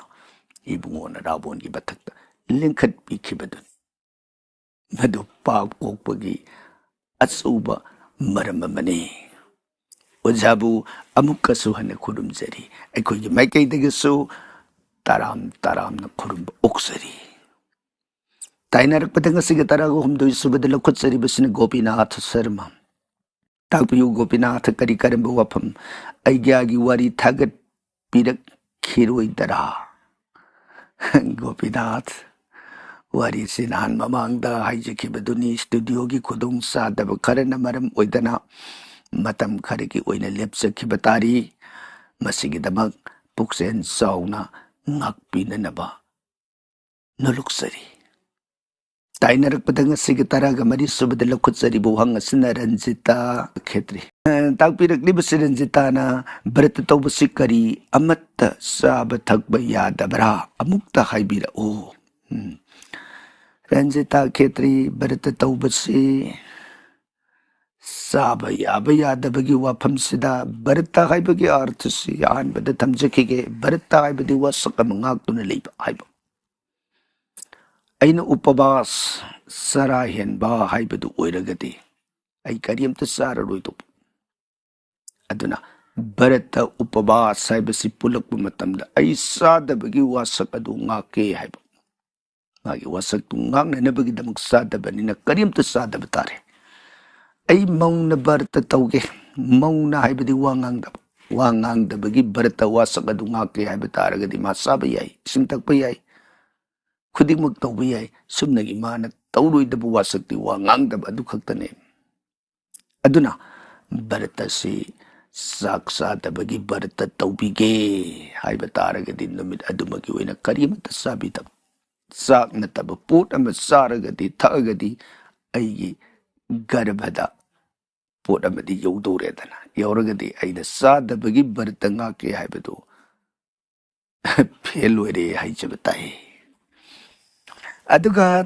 ꯉꯁꯤꯒꯤ 15 ꯁꯨꯕꯗ ꯂꯧꯈꯠꯆꯔꯤꯕ ꯋꯥꯍꯪ ꯑꯁꯤꯅ ꯋꯥꯡꯂꯦꯟ ꯀꯔꯤ ꯋꯥꯡꯂꯦꯟꯅ ꯇꯥꯛꯄꯤꯔꯛꯂꯤꯕꯁꯤ ꯕꯦꯜ ꯄꯠꯇ꯭ꯔꯗꯤ ꯀꯠꯂꯤꯕꯗꯨꯗꯤ ꯌꯥꯕ꯭ꯔꯥ ꯋꯥꯡꯂꯦꯟꯒꯤ ꯋꯥꯐꯝꯁꯤ ꯅꯍꯥꯟ ꯃꯃꯥꯡꯗ ꯂꯛష్ꯃꯤꯗ ꯀꯠꯄꯗ ꯃꯍꯥꯗꯦꯕꯒ ꯃꯔꯤ ꯂꯩꯅꯕ ꯄꯣꯠ ꯀꯠꯄꯒꯤ ꯋꯥꯐꯝꯗꯨꯗ ꯄꯨꯈꯠꯄꯤꯔꯛꯄ ꯋꯥꯐꯝꯅꯤ ꯆꯨꯝꯃꯤ ꯃꯍꯥꯗꯦꯕꯒ ꯃꯔꯤ ꯂꯩꯅꯩ ꯕꯦꯜ ꯄꯠꯇ꯭ꯔꯁꯦ ꯑꯗꯨꯕꯨ ꯃꯍꯥꯗꯦꯕꯒ ꯃꯔꯤ ꯂꯩꯅꯕ ꯄꯣꯠ ꯈꯨꯗꯤꯡꯃꯛ ꯍꯥꯏꯕ ꯅꯠꯇꯦ ꯃꯍꯥꯗꯦꯕ ꯆꯥꯛ ꯆꯥꯏ ꯂꯛష్ꯃꯤꯗꯨ ꯃꯍꯥꯗꯦꯕ ꯆꯥꯛ ꯆꯥꯔꯗꯤ ꯑꯩ ꯆꯥꯔꯔꯣꯏ ꯃꯍꯥꯗꯦꯕ ꯁꯣꯔ ꯍꯣꯜꯂꯤ ꯑꯩ ꯃꯍꯥꯗꯦꯕ ꯁꯣꯔ ꯍꯣꯜꯂꯗꯤ ꯍꯣꯜꯂꯔꯣꯏ ꯑꯗꯣꯝꯗ ꯑꯣꯏꯅ ꯀꯥꯎꯟꯇꯔ ꯆꯠꯈ꯭ꯔꯒꯗꯤ ꯚꯥꯕ ꯑꯃ ꯂꯥꯛꯑꯅꯤ ꯕꯦꯜ ꯄꯠꯇ꯭ꯔ ꯍꯔꯤꯈꯥꯒꯣꯛ ꯃꯅꯥꯗꯤ ꯃꯍꯥꯗꯦꯕꯒꯤ ꯅꯠꯇꯦ ꯃꯥꯗꯤ ꯗꯦꯕꯥ ꯗꯦꯕꯤ ꯄꯨꯝꯅꯃꯛꯇ ꯂꯣꯏꯅ ꯆꯟꯅꯕ ꯑꯗꯨꯒꯨꯝꯕ ꯄꯣꯠ ꯑꯃꯅꯤ ꯃꯔꯝ ꯑꯗꯨꯅ ꯋꯥꯐꯝꯁꯤ ꯌꯥꯏ ꯍꯥꯏꯅ ꯊꯝꯖꯒꯦ ꯊꯥꯒꯠꯆꯔꯤ ꯋꯥꯍꯪ ꯄꯨꯈꯠꯄꯤꯔꯛꯄꯁꯤꯒꯤꯗꯃꯛ ꯇꯥꯏꯅꯔꯛꯄꯗ ꯉꯁꯤꯒꯤ 13 ꯁꯨꯕꯗ ꯑꯃꯨꯛ ꯂꯧꯈꯠꯆꯔꯤꯕꯁꯤꯅ ꯕꯂꯥꯕꯇꯤ ꯑꯔꯥꯝꯕꯝ ꯇꯥꯛꯄꯤꯌꯨ ꯕꯂꯥꯕꯇꯤ ꯀꯔꯤ ꯀꯔꯝꯕ ꯋꯥꯐꯝ ꯂꯛꯁꯃꯤꯅ ꯈ꯭ꯋꯥꯏꯗꯒꯤ ꯄꯥꯝꯖꯕ ꯐ꯭ꯂꯥꯋꯔꯁꯤ ꯀꯔꯤ ꯀꯔꯤꯅꯣ ꯍꯥꯏꯕꯗꯨ ꯑꯃꯨꯛꯇ ꯍꯥꯏꯕꯤꯔꯛꯎ ꯑꯩꯒ꯭ꯌꯥ ꯂꯛꯁꯃꯤꯅ ꯈ꯭ꯋꯥꯏꯗꯒꯤ ꯄꯥꯝꯖꯕ ꯐ꯭ꯂꯥꯋꯔ ꯍꯥꯏꯕ ꯇꯥꯔꯒꯗꯤ ꯊꯝꯕꯥꯜ ꯊꯝꯕꯥꯜ ꯑꯉꯥꯡꯕꯁꯤꯅ ꯈ꯭ꯋꯥꯏꯗꯒꯤ ꯍꯦꯟꯅ ꯄꯥꯝꯕ ꯍꯥꯏꯕꯗꯨ ꯑꯣꯏ ꯑꯗꯨꯗꯒꯤ ꯄꯥꯔꯤꯖꯥꯠ ꯑꯗꯒꯤ ꯇꯣꯉꯥꯟ ꯇꯣꯉꯥꯟꯕ ꯑꯇꯩ ꯏꯕꯦꯝꯃꯅ ꯌꯥꯅꯤꯡꯗꯕ ꯅꯠꯇꯕ ꯂꯩꯈꯩꯗꯤ ꯑꯗꯨꯝ ꯄꯥꯝꯃꯤ ꯁꯨꯝ ꯑꯣꯏꯗꯅ ꯂꯥꯏꯔꯤꯛꯅ ꯍꯥꯏꯔꯝꯕ ꯋꯥꯐꯝ ꯑꯗꯨ ꯊꯝꯖꯔꯤ ꯊꯥꯒꯠꯆꯔꯤ ꯇꯥꯏꯅꯔꯛꯄꯗ ꯉꯁꯤꯒꯤ 13 ꯁꯨꯕꯗ ꯂꯧꯈꯠꯆꯔꯤꯕ ꯋꯥꯍꯪ ꯑꯁꯤꯅ ꯎꯁꯥꯔꯥꯅꯤ ꯍꯨꯏꯇ꯭ꯔꯣꯝ ꯇꯥꯛꯄꯤꯌꯨ ꯎꯁꯥꯔꯥꯅꯤ ꯑꯩꯒ꯭ꯌꯥ ꯍꯔꯦ ꯀ꯭ꯔꯤꯁꯅ ꯈꯨꯔꯨꯝꯖꯔꯤ ꯑꯩꯈꯣꯏꯒꯤ ꯃꯥꯏꯀꯩꯗꯒꯤ ꯈꯨꯔꯨꯝꯕꯤꯔꯛꯄ ꯇꯔꯥꯝꯅ ꯑꯣꯛꯆꯔꯤ ꯍꯔꯦ ꯀ꯭ꯔꯤꯁꯅ ꯔꯥꯍꯨꯒꯤ ꯗꯁꯥ ꯍꯥꯏꯕꯁꯤꯕꯨ ꯀꯝꯗꯧꯅ ꯀꯣꯛꯆꯒꯗꯒꯦ ꯇꯥꯛꯄꯤꯔꯛꯎ ꯎꯁꯥꯔꯥꯅꯤ ꯔꯥꯍꯨꯒꯤ ꯗꯁꯥ ꯀꯣꯛꯅꯅꯕ ꯍꯥꯏꯕꯁꯤ ꯔꯥꯍꯨꯒꯤ ꯃꯟꯇ꯭ꯔ ꯊꯤꯖꯕ ꯌꯥꯏ ꯔꯥꯍꯨꯒꯤ ꯄ꯭ꯔꯇꯤꯀꯥꯔ ꯑꯣꯏꯕ ꯄꯣꯠꯂꯝꯁꯤꯡ ꯏꯁꯣꯔꯗ ꯀꯠꯆꯕ ꯌꯥꯏ ꯑꯗꯨꯒ ꯔꯥꯍꯨꯒꯤ ꯈ꯭ꯋꯥꯏꯗꯒꯤ ꯍꯦꯟꯅ ꯐꯕ ꯑꯃꯇꯪꯒ ꯍꯥꯏꯔꯒꯗꯤ ꯔꯨꯗ꯭ꯔꯥꯛꯁ ꯃꯃꯥꯏ 9 ꯄꯥꯟꯕ 8 ꯐꯦꯁꯦꯠ ꯔꯨꯗ꯭ꯔꯥꯛꯁ ꯍꯥꯏꯔꯤꯕ ꯃꯃꯥꯏ 9 ꯄꯥꯟꯕ ꯔꯨꯗ꯭ꯔꯥꯛꯁ ꯑꯁꯤ ꯁꯤꯔꯒꯗꯤ ꯃꯥꯒꯤ ꯃꯐꯝꯗ ꯔꯥꯍꯨꯅ ꯌꯦꯡꯕ ꯉꯝꯗ꯭ꯔꯦ ꯍꯥꯏꯕ ꯋꯥꯐꯝꯁꯤꯃꯁꯨ ꯇꯣꯞꯅ ꯕꯦꯗꯗ ꯊꯝꯕꯤꯔꯝꯃꯤ ꯍꯥꯏꯕ ꯋꯥꯐꯝꯁꯤꯃꯇꯪ ꯎꯁꯥꯔꯥꯅꯤꯒꯤ ꯃꯐꯝꯗ ꯊꯝꯖꯔꯤ ꯑꯗꯨꯒ ꯉꯁꯤꯒꯤ 19 ꯁꯨꯕꯗ ꯂꯧꯈꯠꯆꯔꯤꯕꯁꯤꯅ ꯏꯅꯥꯛ ꯂꯩꯁꯦꯝꯕꯤ ꯇꯥꯛꯄꯤꯌꯨ ꯏꯅꯥꯛ ꯂꯩꯁꯦꯝꯕꯤ ꯀꯔꯤ ꯀꯔꯝ ꯑꯩꯒ꯭ꯌꯥ ꯅꯨꯃꯤꯠ ꯅꯥꯏꯗꯕꯤꯗ ꯑꯗꯨꯝ ꯀꯠꯆꯕ ꯌꯥꯒꯗ꯭ꯔꯥ ꯁꯟꯊꯣꯡ ꯍꯥꯏꯕꯁꯤ ꯁꯅꯥꯃꯍꯤꯒꯤ ꯑꯣꯏꯔꯞ ꯇꯧꯔꯒ ꯃꯄꯥꯟꯗ ꯅꯠꯇ꯭ꯔꯒ ꯏꯃꯨꯡꯗ ꯑꯣꯏꯗꯣꯏꯔꯥ ꯑꯩꯒ꯭ꯌꯥꯅ ꯁꯨꯒꯥꯏꯅ ꯇꯥꯛꯄꯤꯌꯨ ꯍꯔꯦ ꯀ꯭ꯔꯤꯁꯅ ꯁꯟꯊꯣꯡ ꯍꯥꯏꯕꯁꯤ ꯁꯅꯥꯃꯍꯤ ꯂꯩꯕ ꯃꯥꯏꯀꯩ ꯑꯗꯣꯝ ꯍꯥꯏꯕꯅꯤ ꯁꯟꯊꯣꯡꯁꯤꯗꯤ ꯅꯣꯡꯆꯨꯞꯀ ꯃꯈꯥꯒ ꯇꯥꯏꯅꯕꯒꯤ ꯆꯦꯔꯛ ꯑꯗꯨꯕꯨ ꯁꯟꯊꯣꯡ ꯀꯧꯏ ꯑꯗꯨꯒ ꯁꯅꯥꯃꯍꯤ ꯂꯥꯏꯅꯤꯡꯊꯧ ꯂꯩꯕꯒꯤ ꯃꯄꯥꯟꯗ ꯅꯠꯇꯦ ꯏꯃꯨꯡꯗꯅꯤ ꯂꯥꯏꯅꯤꯡꯊꯧ ꯑꯗꯨꯃꯛꯀꯤ ꯁ꯭ꯋꯚꯥꯕꯅꯤ ꯂꯥꯏꯅꯤꯡꯊꯧ ꯑꯗꯨꯕꯨꯅꯤ ꯃꯃꯤꯡ ꯇꯣꯉꯥꯟ ꯃꯐꯝ ꯂꯝꯗꯝꯗꯨꯒꯤ ꯑꯣꯏꯅ ꯃꯤꯡꯊꯣꯜ ꯀꯌꯥ ꯑꯃ ꯄꯨꯏ ꯑꯩꯈꯣꯏꯒꯤ ꯃꯩꯇꯩ ꯂꯩꯕꯥꯛꯁꯤꯗꯗꯤ ꯁꯅꯥꯃꯍꯤ ꯂꯥꯏꯅꯤꯡꯊꯧ ꯍꯥꯏꯔꯒ ꯈꯪꯕ ꯑꯇꯩ ꯇꯣꯉꯥꯟꯕ ꯂꯩꯕꯥꯛꯁꯤꯡꯗ ꯃꯥꯒꯤ ꯂꯣꯟꯗꯥꯁꯤꯡꯗ ꯁꯤꯖꯤꯟꯅꯈꯤꯕ ꯑꯗꯨꯒꯨꯝꯕ ꯂꯣꯟꯅꯤ ꯁꯪꯁꯀ꯭ꯔꯤꯠꯅ ꯕꯥꯁꯇꯨꯗꯦꯕ ꯅꯠꯇ꯭ꯔꯒ ꯕꯥꯁꯇꯨ ꯄꯨꯔꯨꯁ ꯍꯥꯏꯅ ꯊꯝꯕꯤꯔꯝꯕ ꯋꯥꯐꯝ ꯑꯗꯨꯕꯨꯅꯤ ꯊꯥꯒꯠꯆꯔꯤ ꯋꯥꯍꯪꯁꯤ ꯊꯝꯕꯤꯔꯛꯄꯒꯤꯗꯃꯛ ꯇꯥꯏꯅꯔꯛꯄꯗ ꯉꯁꯤꯒꯤ 19 ꯁꯨꯕꯗ ꯑꯃꯨꯛ ꯂꯧꯈꯠꯆꯔꯤꯕ ꯋꯥꯍꯪ ꯑꯁꯤꯅ ꯀ꯭ꯔꯤꯁꯅ ꯃꯣꯍꯣꯟ ꯍꯋꯥꯏꯕꯝ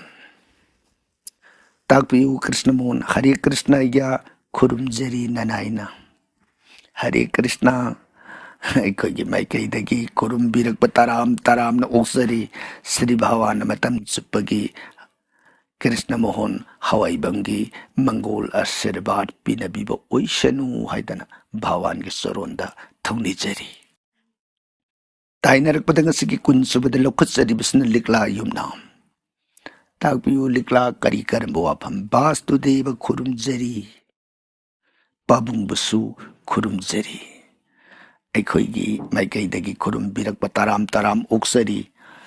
ꯑꯁꯨꯛ ꯌꯥꯝꯅ ꯇꯥꯡꯂꯕ ꯃꯌꯥꯝꯁꯦ ꯈꯪꯍꯟꯕꯤꯕꯒꯤ ꯑꯗꯨꯕꯨ ꯄꯨꯖꯥꯁꯦ ꯑꯩꯈꯣꯏꯅ ꯑꯗꯨꯝ ꯇꯧꯖꯕ ꯌꯥꯕ꯭ꯔꯥ ꯂꯤꯛꯂꯥ ꯄꯨꯖꯥꯁꯤ ꯏꯁꯥꯅ ꯇꯧꯖꯒꯗꯕꯅꯤ ꯏꯁꯥꯒꯤ ꯌꯨꯝꯗꯤ ꯏꯁꯥꯅ ꯈꯨꯔꯨꯝꯖꯒꯗꯕꯅꯤ ꯏꯁꯥꯒꯤ ꯂꯥꯏꯗꯤ ꯏꯁꯥꯅ ꯅꯤꯡꯖꯒꯗꯕꯅꯤ ꯑꯇꯣꯞꯄꯅ ꯅꯤꯡꯒꯗꯕ ꯅꯠꯇꯦ ꯅꯤꯡꯕ ꯃꯇꯝꯗꯨꯗ ꯅꯤꯡꯖꯕꯒꯤ ꯃꯅꯤꯡ ꯑꯗꯨꯗꯤ ꯑꯈꯪꯕ ꯑꯍꯩꯕ ꯎꯔꯨꯔꯕ ꯁꯤꯡ ꯑꯗꯣ ꯃꯗꯨꯗꯒꯤ ꯇꯝꯖꯕꯅ ꯑꯃꯅꯤ, ꯈꯨꯔꯨꯝꯖꯕꯗꯤ ꯏꯁꯥꯒꯤ ꯌꯨꯝꯗꯤ ꯏꯁꯥꯅ ꯈꯨꯔꯨꯝꯖꯒꯗꯕꯅꯤ꯫ ꯄꯥꯕꯨꯡꯗꯒꯤ ꯈꯪꯖꯅꯤꯡꯕ ꯑꯃꯅ ꯌꯨꯝꯁꯦ ꯇꯤꯂꯝ ꯇꯥꯏ ꯍꯥꯏ, ꯃꯁꯤꯕꯨ ꯂꯩꯕꯗ ꯀꯩꯁꯨ ꯑꯀꯥꯏꯕ ꯑꯣꯏꯗꯕ꯭ꯔꯥ? ꯁꯤꯒꯤ ꯕꯥꯁꯇꯨꯗꯦꯕ ꯄꯨꯖꯥꯁꯤ ꯇꯧꯕ ꯌꯥꯒꯗ꯭ꯔꯥ? ꯑꯃꯨꯛꯇꯪ ꯇꯥꯛꯄꯤꯔꯛꯎ, ꯈꯨꯔꯨꯝꯖꯔꯤ꯫ ꯇꯤꯂꯝ ꯇꯥꯕ ꯍꯥꯏꯕꯗꯤ ꯃꯤꯅ ꯌꯥꯝꯅ ꯌꯦꯡꯁꯤꯟꯕ ꯑꯗꯨꯕꯨꯅꯤ꯫ ꯂꯥꯏꯔꯝ ꯇꯥꯕ ꯍꯥꯏꯔꯒꯅ ꯂꯥꯏꯒꯤ ꯃꯐꯝ ꯑꯣꯏꯕ ꯑꯗꯨꯕꯨꯅꯤ꯫ ꯇꯤꯂꯝ ꯍꯥꯏꯕꯅ ꯃꯤꯕꯨꯅꯤ,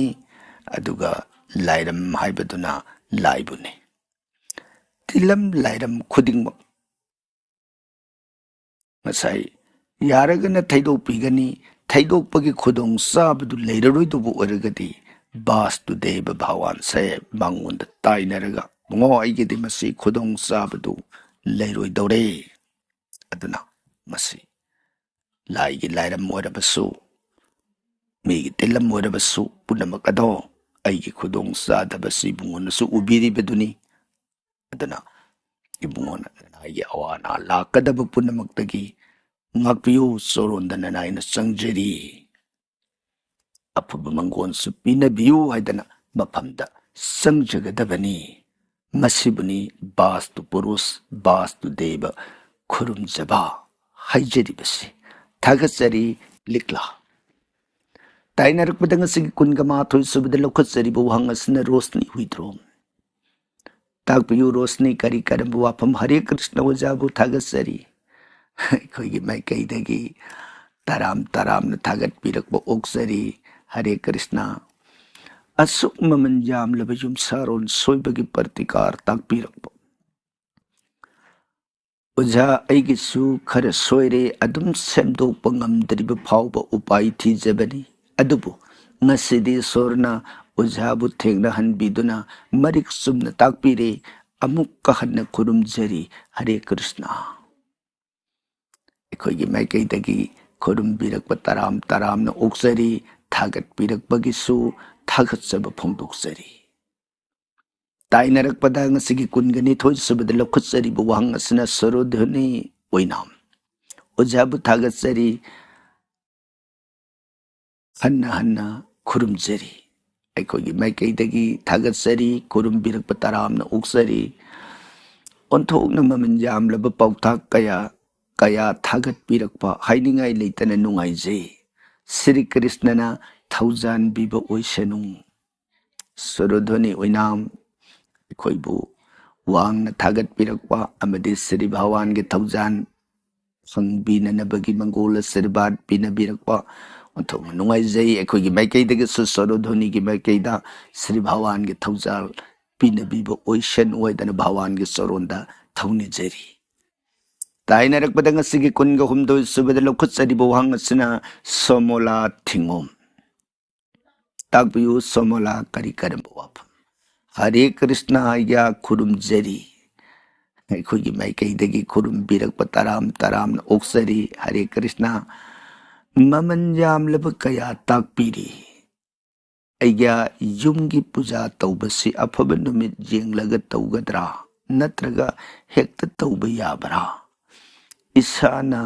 ꯇꯧꯖꯕ ꯌꯥꯕ꯭ꯔꯥ? ꯑꯗꯨꯒ ꯌꯨꯝꯗ ꯎꯆꯤ ꯂꯩꯇꯅꯕ ꯇꯥꯛꯄꯤꯌꯨ, ꯈꯨꯔꯨꯝꯖꯔꯤ꯫ ꯁꯣꯃꯣꯂꯥ ꯊꯤꯉꯣꯝ ꯃꯊꯛꯇꯁꯨ ꯊꯝꯖꯈ꯭ꯔꯦ, ꯄꯨꯖꯥ ꯇꯧꯕ, ꯑꯐꯕ ꯅꯨꯃꯤꯠ ꯌꯦꯡꯕ ꯍꯥꯏꯔꯤꯕꯁꯤ ꯌꯨꯃꯥꯡ ꯀꯩꯃꯥꯡ ꯂꯩꯇꯕ ꯑꯗꯨꯒꯨꯝꯕ ꯅꯨꯃꯤꯠ ꯌꯦꯡꯕꯤꯔꯒ ꯑꯗꯨꯝ ꯇꯧꯕ ꯌꯥꯔꯦ꯫ ꯑꯗꯨꯒ ꯇꯧꯖꯕ ꯃꯇꯝꯗ ꯏꯁꯥꯅ ꯇꯧꯗꯅ ꯀꯅꯥꯅ ꯇꯧꯅꯤ? ꯏꯁꯥꯒꯤ ꯌꯨꯝꯗꯤ ꯏꯁꯥꯅ ꯈꯨꯔꯨꯝꯖꯒꯗꯕꯅꯤ꯫ ꯑꯗꯨꯒ ꯎꯆꯤ ꯂꯩꯇꯅꯕꯒꯤ ꯍꯥꯏꯕ ꯋꯥꯐꯝꯁꯤꯗꯤ, ꯎꯆꯤ ꯂꯩꯕꯁꯤ ꯌꯨꯝꯒꯤ ꯑꯀꯣꯏꯕꯗ ꯑꯃꯣꯠ ꯑꯀꯥꯏ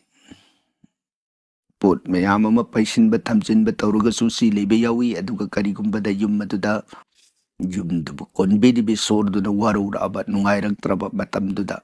ꯏꯃꯨꯡꯗꯨꯗ ꯎꯆꯤ ꯂꯥꯡꯕ ꯑꯃꯗꯤ ꯎꯆꯤ ꯂꯩꯕꯒꯤ ꯋꯥꯐꯝꯁꯤ ꯂꯩ꯫ ꯍꯥꯏꯔꯤꯕ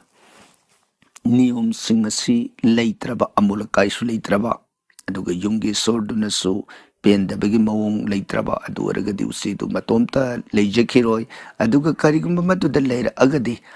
ꯃꯗꯨꯒꯤꯗꯤ ꯑꯩꯈꯣꯏꯅ ꯎꯆꯤꯒꯤ ꯂꯩꯇꯅꯕ ꯇꯣꯉꯥꯟ ꯇꯣꯉꯥꯟꯕ ꯃꯑꯣꯡ ꯎꯄꯥꯏ ꯎꯆꯤꯒꯤ ꯆꯥꯕ ꯌꯥꯕ ꯗꯨꯀꯥꯟꯗꯒ ꯌꯣꯜꯂꯤꯕ ꯑꯗꯨꯒꯨꯝꯕꯗꯨ ꯄꯤꯖꯕꯤꯔꯒ ꯃꯕꯨꯛ ꯊꯜꯂꯒ ꯑꯗꯨꯝ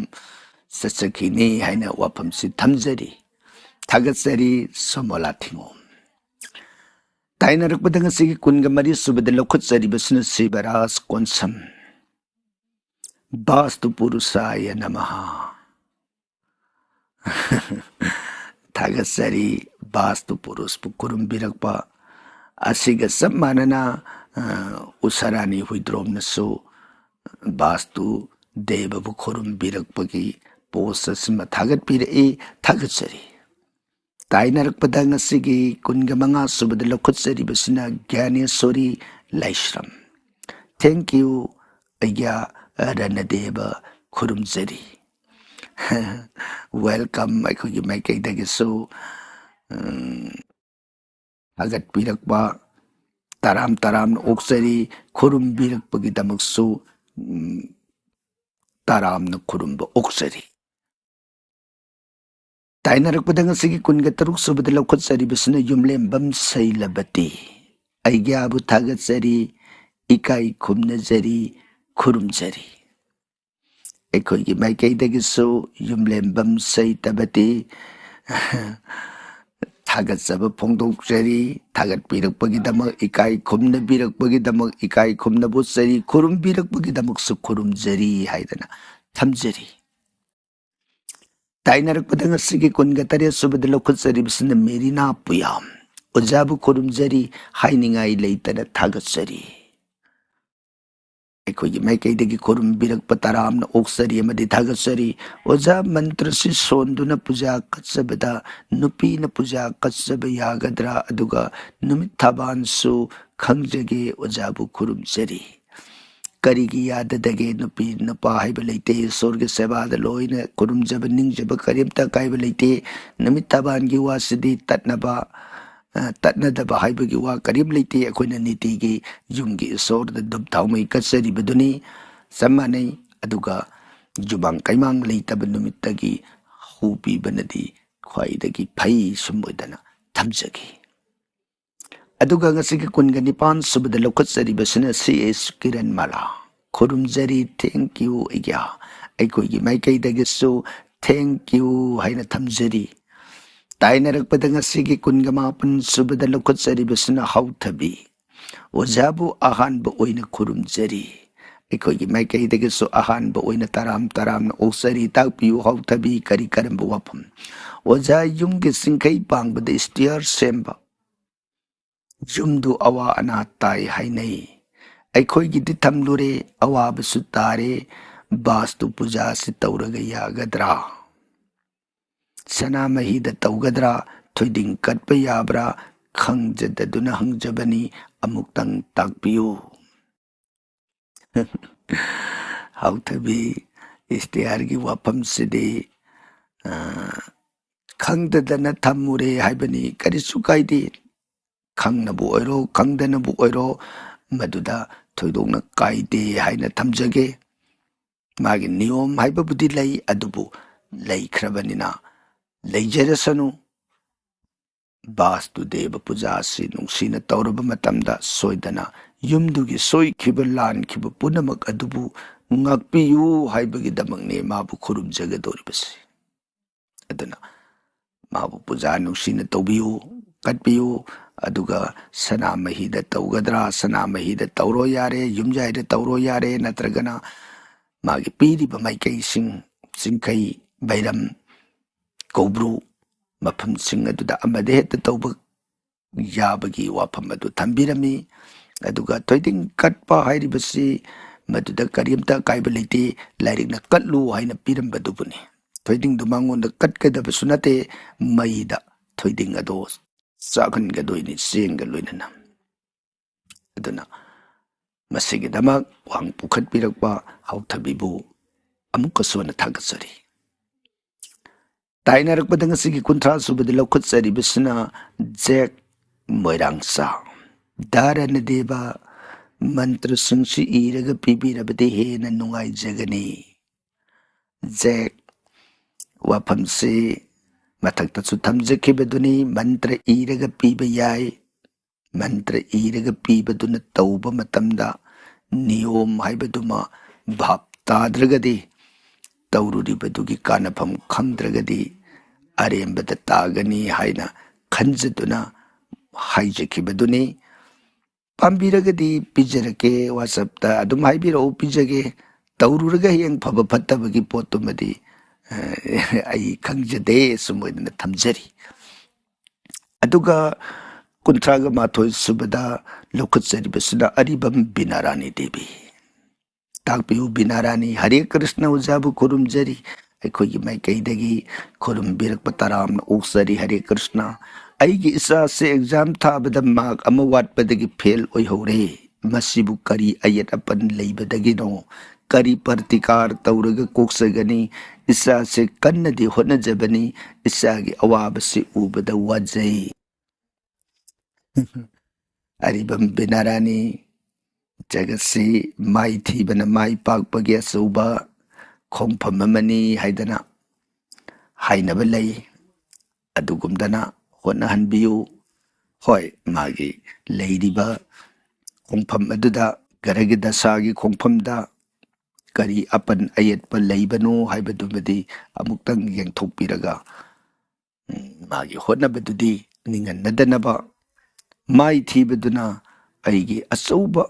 ꯈꯨꯠꯂꯥꯏ ꯑꯃ ꯑꯣꯏꯔꯒ ꯃꯥꯏ ꯄꯥꯛꯅꯅꯕꯒꯤ ꯂꯝꯕꯤꯗ ꯆꯪꯁꯤꯟꯍꯟꯅꯅꯕ ꯏꯆꯥꯕꯨ ꯅꯨꯡꯁꯤꯅ ꯄꯥꯎꯇꯥꯛ ꯄꯤꯅꯕꯤꯌꯨ ꯍꯥꯏꯗꯅ ꯑꯔꯤꯕꯝ ꯕꯤꯅꯥꯔꯥꯅꯤꯒꯤ ꯃꯐꯝꯗ ꯊꯝꯖꯔꯤ꯫ ꯑꯗꯨꯒ ꯉꯁꯤꯒꯤ 32 ꯁꯨꯕꯗ ꯂꯧꯈꯠꯆꯔꯤꯕ ꯋꯥꯍꯪ ꯑꯁꯤꯅ ꯗꯦꯕꯤꯀꯥ ꯆꯤꯡꯊꯥꯝ꯫ ꯇꯥꯛꯄꯤꯌꯨ ꯗꯦꯕꯤꯀꯥ, ꯑꯩꯒ꯭ꯌꯥ ꯇꯥꯝꯅ ꯈꯨꯔꯨꯝꯖꯔꯤ, ꯑꯩꯈꯣꯏꯒꯤ ꯃꯥꯏꯀꯩꯗꯒꯤ ꯇꯥꯝꯅ ꯈꯨꯔꯨꯝꯕ ꯑꯣꯛꯆꯔꯤ꯫ ꯕꯥꯁꯇꯨ ꯃꯟꯇ꯭ꯔꯁꯤ ꯇꯥꯕꯗ ꯑꯄꯦꯟꯕ ꯑꯣꯏꯖꯩ, ꯃꯁꯤꯕꯨ ꯀꯔꯝꯅ ꯈꯨꯔꯨꯝꯖꯒꯅꯤ? ꯃꯟꯇ꯭ꯔꯁꯤ ꯀꯔꯝꯅ ꯐꯪꯒꯅꯤ? ꯗꯦꯕꯤꯀꯥ ꯆꯤꯡꯊꯥꯝ, ꯃꯥꯒꯤ ꯈꯨꯔꯨꯝꯕꯒꯤ ꯅꯤꯌꯣꯝ ꯃꯇꯧ ꯅꯍꯥꯟ ꯃꯃꯥꯡꯒꯤ ꯄꯣꯁꯇꯨꯗ ꯊꯝꯖꯈ꯭ꯔꯦ꯫ ꯑꯗꯨꯒ ꯃꯟꯇ꯭ꯔ ꯐꯪꯕꯒꯤ ꯋꯥꯐꯝ ꯇꯥꯛꯄꯤꯔꯛꯂꯤꯕꯁꯤ ꯃꯟꯇ꯭ꯔꯁꯤ ꯋꯥꯆꯞꯇ ꯊꯥꯔꯛꯑꯒꯁꯨ ꯀꯔꯤꯝꯇ ꯀꯥꯏꯗꯦ, ꯑꯗꯨꯕꯨ ꯍꯦꯟꯅ ꯚꯥꯞ ꯇꯥꯃꯤꯟꯅꯅꯕꯗꯤ ꯑꯃꯨꯛꯇꯪ ꯎꯅꯔꯒ, ꯍꯥꯏꯕꯗꯤ ꯃꯟꯇ꯭ꯔꯁꯤ ꯁꯨꯝ ꯑꯣꯏꯅ ꯁꯣꯟꯒꯗꯕꯅꯤ, ꯈꯨꯠꯂꯣꯟꯅ ꯁꯨꯝ ꯇꯧꯒꯗꯕꯅꯤ, ꯐꯝꯐꯝꯅ ꯁꯨꯝ ꯑꯣꯏꯅ ꯐꯝꯒꯗꯕꯅꯤ, ꯑꯗꯨꯒ ꯅꯨꯡꯁꯤꯅ ꯄꯨꯖꯥꯁꯦ ꯁꯨꯝ ꯑꯣꯏꯅ ꯀꯠꯀꯗꯕꯅꯤ ꯍꯥꯏꯕꯒꯤ ꯅꯤꯌꯣꯝꯗꯨ ꯑꯃꯨꯛꯇꯪ ꯀꯨꯞꯅ ꯑꯈꯪ ꯑꯍꯩꯁꯤꯡꯒ ꯇꯥꯟꯅꯕꯤꯔꯒꯗꯤ ꯍꯦꯟꯅ ꯃꯄꯨꯡ ꯐꯥꯕ ꯄꯨꯖꯥ ꯍꯥꯏꯕꯗꯨ ꯑꯣꯏꯒꯅꯤ ꯁꯨꯝ ꯑꯣꯏꯗꯅ ꯗꯦꯕꯤꯀꯥ ꯆꯤꯡꯊꯥꯝꯒꯤ ꯃꯐꯝꯗ ꯊꯝꯖꯔꯤ꯫ ꯇꯥꯏꯅꯔꯛꯄꯗ ꯉꯁꯤꯒꯤ 38 ꯁꯨꯕꯗ ꯂꯧꯈꯠꯆꯔꯤꯕꯁꯤꯅ ꯂꯤꯟꯗꯥ ꯈꯨꯃꯟ꯫ ꯀꯌꯥꯔꯛ ꯈꯨꯔꯨꯝꯒꯅꯤ? ꯑꯩꯒ꯭ꯌꯥ ꯑꯃꯨꯛꯅ ꯌꯥꯒꯗ꯭ꯔꯥ? ꯂꯤꯟꯗꯥ ꯈꯨꯃꯟ, ꯃꯁꯤꯗꯤ ꯑꯃꯨꯛꯅ ꯌꯥꯔꯣꯏ, ꯑꯃꯨꯛꯅ ꯌꯥꯍꯟꯒꯦ ꯍꯥꯏꯔꯕꯁꯨ ꯕꯦꯔꯥ ꯂꯩꯇꯦ꯫ ꯃꯥꯒꯤꯗꯤ ꯑꯩꯒꯤ ꯄꯨꯟꯁꯤꯅ ꯍꯦꯛ ꯂꯩꯔꯤꯕ ꯃꯈꯩ ꯌꯨꯝ ꯑꯗꯨꯒꯤ ꯃꯈꯥꯗ ꯑꯩ ꯂꯩꯗꯣꯏꯅꯤ꯫ ꯌꯨꯝꯗꯨꯒꯤ ꯃꯈꯥꯗ ꯂꯩꯔꯤꯕ ꯑꯩꯅ ꯌꯨꯝ ꯑꯗꯨꯕꯨ ꯑꯩꯅ ꯈꯨꯔꯨꯝꯖꯕꯅꯤ꯫ ꯌꯨꯝ ꯑꯗꯨꯅꯗꯤ ꯑꯩꯕు ꯅꯣꯡꯖꯨ ꯅꯨꯡꯁꯥ ꯑꯏꯪ ꯑꯁꯥ ꯄꯨꯝꯅꯃꯛꯇꯒꯤ ꯑꯩꯕꯨ ꯃꯥꯅ ꯉꯥꯛꯄꯤꯔꯒ ꯊꯝꯃꯤꯕꯅꯤ, ꯃꯥꯏ ꯃꯔꯨꯝ ꯊꯨꯞꯅ꯫ ꯑꯗꯨꯕꯨ ꯑꯩꯅ ꯑꯃꯨꯛꯇꯪ ꯈꯨꯔꯨꯝꯃꯒ ꯇꯣꯛꯑꯒꯦ ꯍꯥꯏꯔꯒꯗꯤ ꯑꯗꯨꯅ ꯃꯗꯨ ꯚꯥꯕ ꯑꯃ ꯈꯦꯠꯅꯔꯦ꯫ ꯑꯩꯕꯨꯗꯤ ꯃꯥꯅ ꯅꯨꯡꯁꯤꯕꯤꯕ, ꯑꯩꯅꯗꯤ ꯃꯥꯕꯨ ꯑꯃꯨꯛꯇꯪ ꯅꯨꯡꯁꯤꯔꯒ ꯇꯣꯛꯀꯦ ꯍꯥꯏꯔꯒꯗꯤ ꯂꯤꯟꯗꯥ ꯀꯨꯃꯟ, ꯃꯗꯨ ꯑꯐꯕ ꯑꯣꯏꯗꯦ꯫ ꯅꯤꯇꯤꯒꯤ ꯅꯤꯡꯖꯕ, ꯅꯤꯇꯤꯒꯤ ꯈꯨꯔꯨꯝꯖꯕ, ꯑꯩꯅ ꯃꯥꯕꯨ ꯆꯪꯖꯕ ꯀꯥꯎꯗ꯭ꯔꯤꯕ ꯃꯈꯩ ꯃꯥꯅ ꯑꯩꯕꯨ ꯅꯨꯡꯁꯤꯅ ꯅꯥꯎꯀꯣꯟꯕꯤꯒꯗꯧꯔꯤꯕꯅꯤ ꯍꯥꯏꯕꯁꯤꯃꯇꯪ ꯊꯝꯖꯔꯤ꯫ ꯇꯥꯏꯅꯔꯛꯄꯗ ꯉꯁꯤꯒꯤ 33 ꯁꯨꯕꯗ ꯂꯧꯈꯠꯆꯔꯤꯕꯁꯤꯅ ꯃꯥꯏꯅꯣꯝ ꯔꯣꯃꯤꯇꯥ꯫ ꯇꯥꯛꯄꯤꯌꯨ ꯔꯣꯃꯤꯇꯥ, ꯉꯥꯏꯕ ꯌꯥꯝ ꯋꯥꯏ, ꯌꯥꯝ ꯀꯣꯊꯩ, ꯇꯥꯅꯤꯡꯕ ꯋꯥꯠꯂꯤ, ꯋꯥꯀꯣꯏ ꯌꯥꯝ ꯁꯨꯏ꯫ ꯃꯥꯏꯃꯣꯝ ꯔꯣꯃꯤꯇꯥ, ꯌꯥꯝ ꯐꯖꯩ꯫ ꯍꯣꯏ, ꯌꯥꯝꯅ ꯀꯣꯊꯅ, ꯌꯥꯝꯅ ꯁꯟꯗꯣꯛꯅ ꯍꯥꯏꯔꯕꯁꯤ ꯐꯥꯎꯕꯗ ꯚꯥꯞ ꯇꯥꯕ ꯉꯝꯗꯕ, इमा इबेन इचिल इनाउ मरु मपांग याउदना कमाइन तौगदगे ना हंगिबसिदा याम थुना सत सत सत हाइजिनखिबा तारगदि हंगबदा खांगबा ngमरोय हाइबा ताइ थागतसरी यामना सेक्शनना नुंगसिना अखोइबु थौरमबु ताबिरगा मयामबु खंगननिंगबदगी खरा तप्थना ngangubu wafam asida ngaibu wabagi अखोइब नुंगसिबिबगी वाफम फोंदोकपिरपसिगिदमक माइनोम रोमिताबु हाइनिंगाइ लेतन थागतसबदो फोंदोकसरी ताइनरकपद ngasiगी कुंथ्रागा मंगा सुबद लौखतसरिब वांगसना जयरानी सनसम मणिपुरदा ओइना मंत्रसी मणिपुरीदा ओइना मंत्रसी हाइबिबा यागदरा जयरानी मणिपुरीदा ओइना मंत्रसी हाइबदा करियादनी अदुबु मंत्रसी मणिपुरीदा हाइरकपा मतमदा मागी नुंगदा लेरिबा भाव अर्थदु मपुंग फाबा खरा वाटकदरा हाइना खंजबदगी अखोइना मंत्रसी मागी लेरमिबा मपुंग फारगा लेजबा पोट अदुमक हाइजबनी मतुंगदा सौराकपा अर्थ अमदी मखादुदा खंजरिबदुनी अदुगा कुंथ्रागा तरुक सुबदंग सिगी थागत पीरी इबसना बोय येंगखोम ओजा मंगांगी जत्रा मफम कदाइदा ओइगनी अमुक्तंग ताकपीरा ओ बोय येंगखोम ताकपीरगलिबो वफम से कोई भाव ताबा ngamjadre अमुक्तंगा पोस से खरा मयक सेंगना इबीरकपा नत्रगना मंगांगी जत्रा मफम हाइब लोन सिदे कोई तसेंगना खंगजदे सुमोइदना बोय येंगखोंगी पाउखुम थमजरी थागतसरी वांगमतंग अखोइगी याइहनबा ब्रह्मगी माइकैदा पोस्ट तौबिरकपसिंगदबा अदुगा ngasiगी कुंथ्रागा तरह सुबद लौखतसरिबसना विकास लाइरेन मयूम ताकपियु विकास ओजा महाभारत की वारी मखा सतबीर ओ विकास महाभारत की वारी मखा सत जनन बखोई याम कन्न होनजरी हाइना थमजरी ताइनरकपदा ngasiगी कुंथ्रागा निपान सुबदा लौखतसरिबसना एस्किना पाबुंग इष्टदेवगी मरमदा संदोकना ताकपियो कोस्तिदा मीदुगी येकनबा ग्रह ओइरमलबदी निंगबदा कानरोइदबरा मी अमगी इष्टदेवसे अनि लेबसु याउबरा सोइदना ताकपियो एस्किना ताकपिरकलिबा वाफमसे ईश्वर निंगजबा हाइबसिदी अमांगबदी अमत लेरोय ईश्वर खुदिमक लोइना निंगजबदा अकाइब लेते अदुबु आइगी मपोक आइगी राशि लगनगी मतुंगिना ऐदा निंगजबदा पक्नजब ईश्वर हाइबताई असिगुम्बे ईश्वर से निंगजरगदी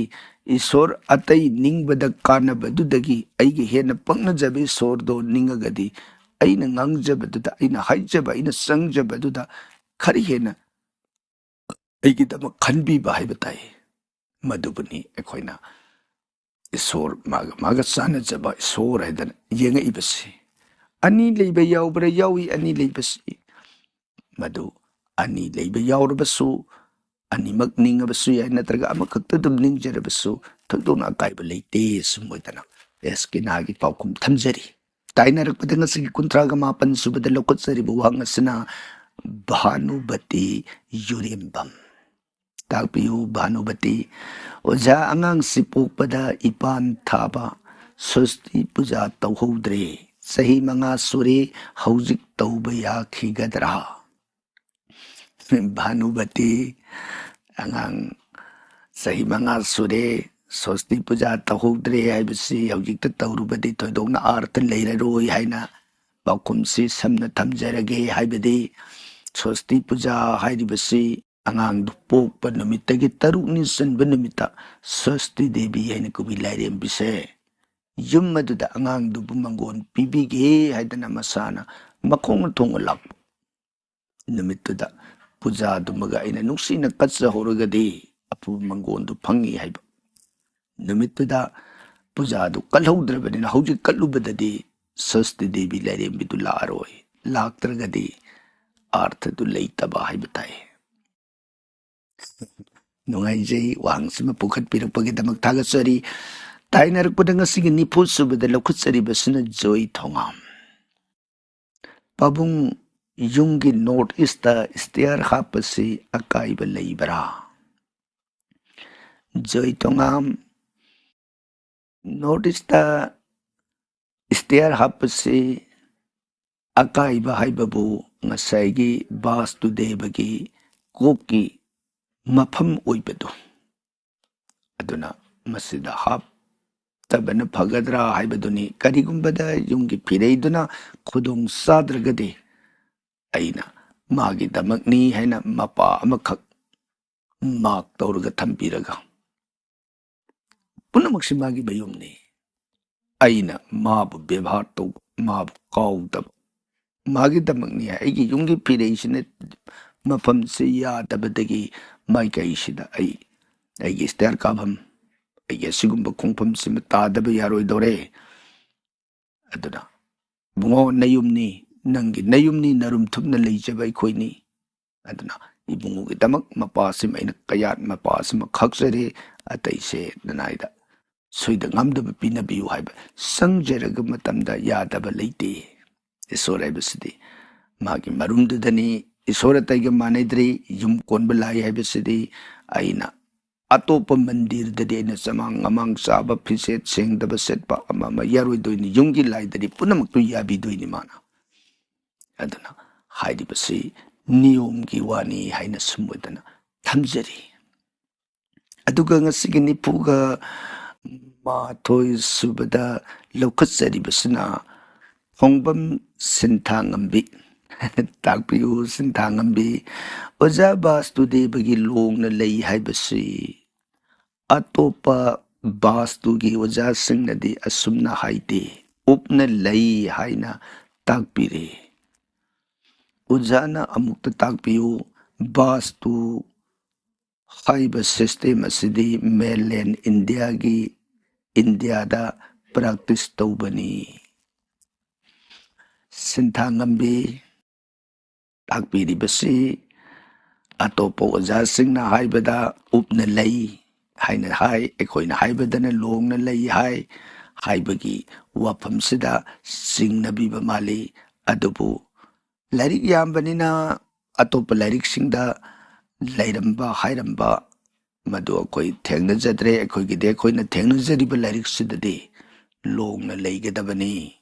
ꯃꯥꯒꯤ ꯐꯤꯔꯩꯁꯤ ꯂꯣꯡꯅ ꯂꯩꯕꯒꯤ ꯐꯤꯔꯩꯁꯤꯗ ꯃꯥꯅ ꯏꯃꯨꯡꯁꯤꯕꯨ ꯆꯦꯠꯅ ꯆꯥꯅ ꯅꯨꯡꯁꯤꯅ ꯀꯣꯟꯁꯤꯟꯕꯤꯕ ꯁꯤꯒꯤ ꯚꯥꯞꯁꯤꯗ ꯊꯝꯕꯤꯔꯝꯃꯤ ꯍꯣꯏ ꯃꯥꯒꯤ ꯍꯥꯏꯔꯝꯃꯤꯕ ꯃꯣꯠ ꯑꯗꯣꯝꯗ ꯑꯣꯏꯅ ꯄꯥꯝꯕꯤꯔꯒ ꯑꯗꯣꯝꯗ ꯑꯣꯏꯅ ꯆꯠꯄꯤꯌꯨ ꯑꯩꯈꯣꯏꯅ ꯊꯝꯖꯔꯤꯕꯁꯤꯗ ꯊꯥꯖꯕꯤꯔꯒꯅ ꯑꯩꯈꯣꯏꯒꯤ ꯋꯥꯐꯝꯁꯤꯗ ꯏꯟꯕꯤꯌꯨ ꯁꯨꯝ ꯑꯣꯏꯗꯅ ꯑꯩ ꯑꯇꯣꯞꯄꯁꯤꯡꯗꯨꯒ ꯃꯐꯝꯁꯤꯗ ꯀꯝꯄꯦꯔꯤꯖꯟ ꯇꯧꯖꯔꯣꯏ ꯑꯗꯨꯒ ꯕꯥꯁꯇꯨ ꯍꯥꯏꯕ ꯁꯤꯁꯇꯦꯝ ꯑꯁꯤ ꯃꯦꯟꯂꯦꯟ ꯏꯟꯗꯤꯌꯥꯒꯤ ꯄ꯭ꯔꯥꯛꯇꯤꯁ ꯇꯧꯕꯅꯤ ꯍꯥꯏꯅ ꯇꯥꯛꯄꯤꯔꯤꯕꯁꯤ ꯃꯦꯟꯂꯦꯟ ꯏꯟꯗꯤꯌꯥ ꯍꯥꯏꯕ ꯋꯥꯔꯜ ꯋꯥꯏꯗ ꯍꯥꯏꯕ ꯃꯥꯒꯤ ꯇꯣꯉꯥꯟ ꯇꯣꯉꯥꯟꯕ ꯋꯥꯈꯜꯂꯣꯟ ꯑꯗꯣꯝꯗ ꯆꯠꯄ ꯈꯖꯤꯛ ꯋꯥꯠꯀꯗ꯭ꯔꯥ ꯐꯖꯕ ꯋꯥꯠꯀꯗ꯭ꯔꯥ ꯍꯥꯏꯅ ꯈꯜꯂꯤ ꯍꯥꯏꯕꯗꯤ ꯑꯩꯈꯣꯏꯒꯤ ꯁꯤꯗ ꯂꯩꯕ ꯃꯤꯁꯨ ꯑꯥꯗ ꯂꯩꯕ ꯃꯤꯁꯨ ꯃꯥꯒꯤ ꯃꯐꯝ ꯑꯗꯨꯒꯤ ꯄꯨꯂꯞ ꯑꯣꯏꯅ ꯌꯨꯝ ꯍꯥꯏꯕꯁꯤꯒꯤ ꯐꯤꯔꯩ ꯍꯥꯏꯕꯁꯤ ꯁꯨꯝ ꯑꯣꯏꯒꯗꯧꯕꯅꯤ ꯍꯥꯏꯕꯁꯦ ꯋꯥꯔꯜ ꯋꯥꯏꯗ ꯆꯞ ꯃꯥꯟꯅꯅ ꯃꯥꯒꯤ ꯅꯤꯌꯣꯝ ꯂꯩ ꯃꯥꯒꯤ ꯊꯥꯖꯕ ꯏꯁꯣꯔ ꯑꯗꯨꯒꯤ ꯃꯇꯨꯡ ꯏꯟꯅꯇꯣꯉꯥꯟ ꯇꯣꯉꯥꯟꯕ ꯐꯤꯕꯝꯗ ꯃꯥꯒꯤ ꯂꯥꯏꯅꯤꯡ ꯂꯥꯏꯁꯣꯟ ꯈꯦꯠꯅꯖꯈꯤꯕꯒꯤ ꯋꯥꯅꯤ ꯐꯤꯔꯩꯗꯗꯤ ꯆꯞ ꯃꯥꯟꯅꯕꯒꯤ ꯐꯤꯔꯩꯁꯤ ꯄꯤ ꯍꯥꯏꯖꯕ ꯇꯥꯏ ꯑꯗꯨꯅ ꯍꯣꯏ ꯑꯇꯣꯞꯄꯁꯤꯡꯒꯤ ꯋꯥꯐꯝꯗ ꯊꯥꯖꯕꯤꯔꯒꯅ ꯑꯗꯣꯝꯗ ꯑꯗꯨꯝ ꯏꯟꯕꯤꯌꯨ ꯑꯩꯈꯣꯏꯒꯤ ꯁꯤꯗ ꯊꯥꯖꯕꯤꯔꯒꯅ ꯑꯩꯈꯣꯏꯒꯤ ꯁꯤꯗ ꯁꯨꯝ ꯏꯟꯕꯤꯌꯨ ꯃꯗꯣꯝꯗ ꯑꯇꯣꯞꯄꯁꯤꯡꯒ ꯑꯩꯈꯣই ꯀꯝꯄꯦꯔꯤꯖꯟ ꯇꯧꯖꯔꯣꯏ ꯍꯥꯏꯅ ꯃꯐꯝꯁꯤꯗ ꯊꯝꯖꯔꯤ ꯊꯥꯒꯠꯆꯔꯤ ꯁꯤꯟꯊꯥꯉꯝꯕꯤ ꯑꯗꯨꯒ ꯉꯁꯤꯒꯤ ꯅꯤꯐꯨꯒ ꯅꯤꯊꯣꯏ ꯁꯨꯕꯗ ꯂꯧꯈꯠꯆꯔꯤꯕꯁꯤꯅ ꯒꯤꯞꯁꯟ BN4 VB ꯀꯩꯅꯣ ꯚꯥꯞ ꯇꯥꯕ ꯉꯝꯗ꯭ꯔꯦ ꯃꯩꯇꯩꯂꯣꯟꯂ ꯀꯔꯤ ꯂꯣꯟꯅꯣ ꯒ꯭ꯌꯥꯟ ꯇꯥꯍꯟꯕꯤꯌꯨ ꯑꯣꯖꯥ ꯒꯤꯞꯁꯟ ꯊꯝꯖꯔꯤꯕꯁꯤ ꯃꯩꯇꯩꯂꯣꯟꯅꯤ ꯃꯩꯇꯩꯂꯣꯟ ꯑꯁꯤꯗ मंत्रगी मयेक खरा हापचरिबसे संस्कृतनी संस्कृत लोन द लेरंब लाइरिक्तगी मयाम भाव तामिननबा मैते लोंदा अर्थ से लौथोक्सरगा पुथोक्सरकबनी मंत्र की सरुक अदुदी मंत्र हाइबसिदी मंत्रनी मंत्र हाइबसिदी अखोइना अर्थ से चौराक अर्थ म खंगननबा अखोइना हाइबगी वानी अदुगा मंत्र की नुंग द लेरिबा अर्थ हाइबसिदी अखोइना सुमन साधारण हाइनरिबा लोल असिगा मानब यादे हाइबदी मंत्र हाइबसी मयक साम सामन थोकदब अर्थ लेगदब पोतो अनी खक्तन सुपसिलगा अर्थ मयामन तिल्लब मदुद मपुंग फाबा वानथोक पुथोक ngambado मसाना मंत्र कवे मसेसु संस्कृत शब्दार्थ की अर्थ ने हाइरिबा मंत्र सिना अमुक लाउन फोंग मियाम पुनः तामिनब याननब खोंथोक यौन हाइरकप मतमदन मंत्र से मंद्रा हाइना सिनरे अदना ngसाइगी मयक्सी कोइथोकना मयाम अम लेबदुबु समना इबदुबुना मंत्र अदुगा मंत्र दुबु अमुक लाउन फोंग सोलप मतमदना मंत्र अदुना अखोइना थमजरिबसि गिब्सन संस्कृत लेरंबा मंत्र अदुमक मयामदा असेंबदुना सिनी अदुगा मसिगी नुंगी ओइबा भाव अर्थना सिनी हैदना मंत्र दुगी मतुंगदुदा अर्थ टिका मतेकमा पुथोक्तुना थमजरिबा अदुबुनी थागसरी गिब्सन ताइनरक पदंग सिगी निपुगा हुमदोइ सुबद लखोत्सरिबसुना मेमनाउ माइपम WhatsApp की खुतांग थाबीरकपा नुसिजरबी इसानुपी मना ताकपीरकपनी पाबुंग सरस्वती पूजा द लाई खुरुंबगी अफब पुंफम मता हाइबीरओ प्लीज मैं नाउ माइबम करीगी ताकतदगे ताकसेगे सरस्वती पूजा नुमित नुंसी न पूजा कटपियो सरस्वती बेमगी थौजान फंगबिदना लाई लाइसु हाइबो ओइबियो मेमनाउ सरस्वती पूजा बसंत पंचमी की नुमित असिगी इमाई बेमगी पूजा कटकदौरिबसी लाकदौरिबा फेब्रुआरी की तांग अनि इंग्लिसिंगनी कुनगा मंगा नोंमाइजिंग नुमित असिगी अयुक पुंग मापनगा मिनिट तरागा मरी दगिना ngसाइगी मंगानी पानबगी पुंगसी हौरे अदना पाइरेम पंचमी मंगानी पानबगी पुंगसी नोंमाइजिंग नुमित की अयुक पुंग मापन मिनिट तरा मरी दगी हौरगा मथंगी तांग अहुम निंगथौ काब नुमित की अयुक पुंग तरुक मिनिट यांखै निथोय सत्प मतमदा मंगानी पानबगी पुंगसी लोरे अदुदा लोरबनिना अखोइना कटकदोरिबा पूजा से नोंमाइजिंग नुमित की अयुक की पुंग मापनगा मिनिट तरा मरी दगी हौरगा अयुक की पुंग तरा माथोइगा मिनिट कुनगा निपान फाउबगी मनुंगदा सरस्वती इमागी पूजा से कच्चगदबनी पूजा कटपगी मतम से मापन मिनिट तरा मरी दगिना पुंग तरा माथोइगा मिनिट कुनगा निपान भाउबगी मनुंगदा कटकदोबो ओरबनिना पूजा की ड्यूरेशन से पूजा की अपुनब मतम से पुंग अनिगा मिनिट तरा मरी हाइबदी मापन मिनिट तरा मरी दगिना पुंग तरा माथोइ मिनिट कुनगा निपान भाउबसे पुंग अनिगा मिनिट तरा मरी की मतम से फंगी हाइबा अनसिगी मतम सिदा सरस्वती माई बेमगी पूजा सिकटपिरो इचाई बेमगी लाइरिक तो पुथोकपिरो से कोलम पुथोकपिरो हाइरु हाइरा अथेन पोट इमागी दमक ngमजबा लई मयाम अम तौदना अदुदगी नापू मचुगी फी हंगाम पाल अमा इमागी दमक नेना खुदोन तंबिरो अदुगा हेमा सरस्वती नसादा खंगद उदब लेहनबिगनो लाइरिक की ज्ञान की मंगान पिनबियो हैदना नुंगसीन खुरुमबिरो को मेमनाओ थागसरी मतुंगसो मतम मतंगी वहंग पुखटपिरो थागसरी ngasiगी अरोइबोने लखुचरिबसना कांगबम रोमियो क्वाकैथेल रोमियो की दी WhatsApp की खुतांगदा वॉइस मैसेज जोइन ngasisu खंगनबिरई ꯔꯣꯃꯤꯌꯣꯒꯤ ꯋꯥꯍꯪ ꯑꯩꯈꯣꯏ ꯈ꯭ꯋꯥꯏ ꯄꯨꯟꯅ ꯑꯍꯥꯟꯕꯗ ꯇꯥꯃꯤꯟꯅꯈꯤꯁꯤ꯫ ꯑꯣꯖꯥꯕꯨ ꯑꯍꯥꯟꯕꯗ ꯈꯨꯔꯨꯝꯖꯔꯤ꯫ ꯑꯩꯈꯣꯏꯒꯤ ꯑꯣꯖꯥꯒꯤ ꯋꯥꯔꯤꯁꯦ ꯁꯦꯗ꯭ꯌꯨꯜ ꯂꯩꯇꯕꯒꯤ ꯕꯦꯛꯒ꯭ꯔꯥꯎꯟꯗ ꯈꯔ ꯂꯥꯡꯕ ꯅꯣꯏꯁ ꯄꯣꯂꯨꯁꯟ ꯊꯣꯛꯄ ꯍꯥꯏꯇꯥꯔꯦ, ꯑꯗꯣ ꯋꯥꯔꯤꯗꯕꯨꯗꯤ ꯈꯔ ꯑꯗꯨꯝ ꯇꯥꯏ, ꯒꯥꯔꯤ ꯃꯈꯣꯟꯒꯨꯝꯕ ꯑꯗꯨꯝ ꯃꯤ ꯋꯥ ꯉꯥꯡꯕ ꯑꯗꯨꯝ ꯇꯥꯏ꯫ ꯑꯗꯨꯒ ꯑꯣꯖꯥꯒꯤ ꯋꯥꯍꯪ ꯄꯥꯎꯈꯨꯝꯒꯤ ꯇꯧꯕ ꯀꯥꯟꯁꯤꯗꯗꯤ ꯋꯥꯔꯤꯒꯤ ꯑꯩꯈꯣꯏꯒꯤ ꯄꯥꯎꯈꯨꯝ ꯄꯥꯊꯣꯛꯄ ꯀꯥꯟꯗꯗꯤ ꯃꯤꯁꯤ ꯂꯥꯡꯕ ꯇꯥꯗꯕ ꯍꯥꯏꯇꯥꯔꯦ, ꯕꯦꯛꯒ꯭ꯔꯥꯎꯟꯒꯤ ꯅꯣꯏꯁ ꯄꯣꯂꯨꯁꯟꯁꯦ꯫ ꯑꯗꯨꯒ ꯋꯥꯔꯤꯗꯕꯨꯗꯤ ꯑꯗꯨꯝ ꯇꯥꯕ, ꯑꯗꯨꯒ ꯑꯣꯖꯥꯒꯤ ꯔꯦꯀꯣꯔꯠ ꯂꯧꯕ ꯃꯇꯝꯗ ꯋꯥꯔꯤꯁꯦ ꯇꯧꯕ ꯀꯥꯟꯗꯅ ꯅꯨꯡꯊꯤꯟꯗ ꯂꯧꯕꯤꯕ꯭ꯔꯥ, ꯑꯗꯨꯒ ꯋꯥꯍꯪ ꯄꯥꯎꯈꯨꯝꯒꯤ ꯔꯦꯀꯣꯔꯠ ꯇꯧꯕꯁꯤꯅ ꯀꯔꯝꯕ ꯃꯇꯝꯗ ꯂꯧꯕꯤꯕꯒꯤꯅꯣ? ꯋꯥꯍꯪ ꯄꯥꯎꯈꯨꯝꯒꯤꯁꯤꯗꯅ ꯑꯩꯈꯣꯏꯒꯤ ꯃꯤ ꯂꯥꯡꯕ ꯕꯦꯛꯒ꯭ꯔꯥꯎꯟꯗ ꯅꯣꯏꯁ ꯄꯣꯂꯨꯁꯟ ꯊꯣꯛꯄꯗꯣ ꯑꯩꯈꯣꯏ ꯇꯥꯗꯕ ꯍꯥꯏꯇꯥꯔꯦ꯫ ꯑꯗꯨꯒ ꯁꯨꯃꯥꯏꯅ ꯑꯅꯤꯁꯦ ꯈꯦꯠꯅꯕꯁꯦ ꯁꯤꯗ ꯑꯣꯖꯥꯗ ꯍꯪꯖꯕꯅꯤꯀꯣ ꯋꯥꯍꯪꯁꯦ꯫ ꯑꯗꯨꯒ ꯋꯥꯍꯪ ꯑꯃꯅ ꯑꯩꯈꯣꯏꯒꯤ ꯗꯨꯔꯕꯁꯥ ꯃꯨꯅꯤꯁꯦ ꯃꯈꯣꯡ ꯈꯨꯖꯦꯡꯕꯛ ꯌꯥꯎꯗꯦꯅ ꯍꯥꯏ, ꯃꯥꯅ ꯃꯁꯥꯅ ꯁꯥꯞ ꯇꯧꯕꯗ꯫ ꯑꯗꯣ ꯋꯥꯔꯤ ꯈꯔꯗꯗꯤ ꯃꯥꯏ ꯈꯣꯡꯕꯤ ꯈꯣꯡꯁꯥꯁꯤ ꯈꯛꯇꯅꯤ ꯍꯥꯏ ꯌꯥꯎꯗꯕꯁꯦ꯫ ꯑꯗꯣ ꯋꯥꯔꯤ ꯂꯤꯕ ꯑꯣꯖꯥꯁꯤꯡꯅ ꯁꯨꯝ ꯅꯨꯡꯉꯥꯏꯅꯅꯕꯅ ꯑꯩꯁꯨ ꯇꯥꯈ꯭ꯔꯦ, ꯑꯗꯣ ꯁꯨꯝ ꯍꯦꯟꯖꯟꯅ ꯁꯨꯝ ꯁꯃꯗꯣꯟ ꯍꯥꯞꯄꯤꯔꯥ ꯈꯨꯖꯦꯡ ꯐꯥꯎ ꯌꯥꯎꯗꯦ ꯍꯥꯏꯁꯦ? ꯑꯗꯣ ꯑꯣꯖꯥꯅ ꯑꯆꯨꯝꯕ ꯑꯃꯇꯪ ꯄꯥꯎꯈꯨꯝ ꯄꯤꯕꯤꯌꯨ, ꯀꯔꯝꯕ ꯑꯣꯏꯗꯣꯏꯅꯣ ꯃꯥꯏ ꯈꯣꯡꯁꯦ ꯃꯁꯥꯅ ꯁꯥꯞ ꯇꯧꯕꯗ ꯎꯠ ꯑꯣꯟꯒꯦꯅ ꯍꯥꯏꯁꯦ? ꯑꯗꯣ ꯑꯁꯦꯡꯕ ꯄꯥꯎꯈꯨꯝꯗꯣ ꯑꯣꯖꯥꯗꯒꯤ ꯇꯥꯖꯅꯤꯡꯕꯒꯤ ꯍꯪꯖꯕꯅꯤ꯫ ꯑꯣꯖꯥꯕꯨ ꯑꯔꯣꯏꯕꯗꯁꯨ ꯈꯨꯔꯨꯝꯖꯔꯤ꯫ ꯔꯣꯃꯤꯌꯣ ꯋꯥꯔꯤꯅ ꯑꯩꯈꯣꯏꯒꯤ ꯋꯥꯔꯤ ꯑꯁꯤ ꯍꯣꯏ, ꯋꯥꯔꯤꯒꯤ ꯊꯧꯔꯝꯁꯤ ꯅꯝꯕ ꯃꯇꯝꯗꯅ ꯅꯨꯡꯊꯤꯜꯒꯤ ꯃꯇꯝꯗ, ꯀꯔꯤꯒꯨꯝꯕꯗ ꯑꯌꯨꯛꯀꯤ ꯃꯇꯝꯗ ꯑꯗꯨꯝ ꯅꯝꯕ ꯌꯥꯎꯏ꯫ ꯑꯗꯨꯅ ꯃꯔꯝ ꯑꯣꯏꯗꯅ ꯃꯤꯌꯥꯝ ꯂꯥꯎ ꯈꯣꯡꯕ ꯅꯤꯟꯕ ꯃꯇꯝ ꯑꯣꯏꯕꯅꯤꯅ ꯅꯣꯏꯁ ꯂꯥꯛꯄꯅꯤ꯫ ꯑꯗꯨꯒ ꯀꯣꯏꯁꯟ ꯑꯟꯁꯥꯔꯁꯤꯃꯇꯪꯗꯤ ꯃꯌꯥꯝꯒꯤ ꯑꯩꯈꯣꯏꯒꯤ ꯆꯦꯅꯦꯜ ꯑꯁꯤ ꯍꯤꯡꯉꯤ ꯍꯥꯏꯕꯗꯨ ꯈꯪꯅꯅꯕ ꯍꯥꯏꯕ ꯇꯥꯏ, ꯃꯃꯤꯡꯇꯒꯤ ꯑꯣꯏꯅ ꯃꯌꯥꯝꯅꯁꯨ ꯄꯨꯈꯠꯄꯤꯔꯛꯄ ꯋꯥꯍꯪꯁꯤꯡ ꯑꯗꯨꯒꯤ ꯄꯥꯎꯈꯨꯝꯗꯨ ꯊꯝꯖꯅꯤꯡꯕꯗꯒꯤ ꯃꯤꯠꯅꯥꯏꯠꯇ, ꯌꯥꯝꯅ ꯊꯦꯡꯉꯕ ꯃꯇꯝꯗ, ꯅꯨꯃꯤꯗꯥꯡꯒꯤ ꯄꯨꯡ 10-11ꯗꯒꯤꯅ 12 ꯃꯇꯨꯡ ꯐꯥꯎꯕꯗ ꯃꯤꯆꯤꯛ ꯃꯤꯔꯥꯎꯈꯣꯟ ꯇꯥꯗ꯭ꯔꯕ ꯃꯇꯝꯗ ꯅꯝꯕ ꯑꯗꯨꯒꯨꯝꯕ ꯊꯧꯔꯝ ꯑꯣꯏꯕꯅ ꯉꯁꯥꯏꯒꯤ ꯋꯥꯔꯤꯗꯗꯤ ꯑꯗꯨꯒꯨꯝꯕ ꯃꯇꯝꯗꯨꯗ ꯂꯤꯕꯗꯨꯒꯤ ꯈꯨꯗꯣꯡꯆꯥꯕꯗꯨ ꯂꯧꯖꯕ ꯉꯝꯖꯗꯕꯗꯒꯤ ꯑꯩꯈꯣꯏꯅ ꯋꯥꯔꯤꯒꯤ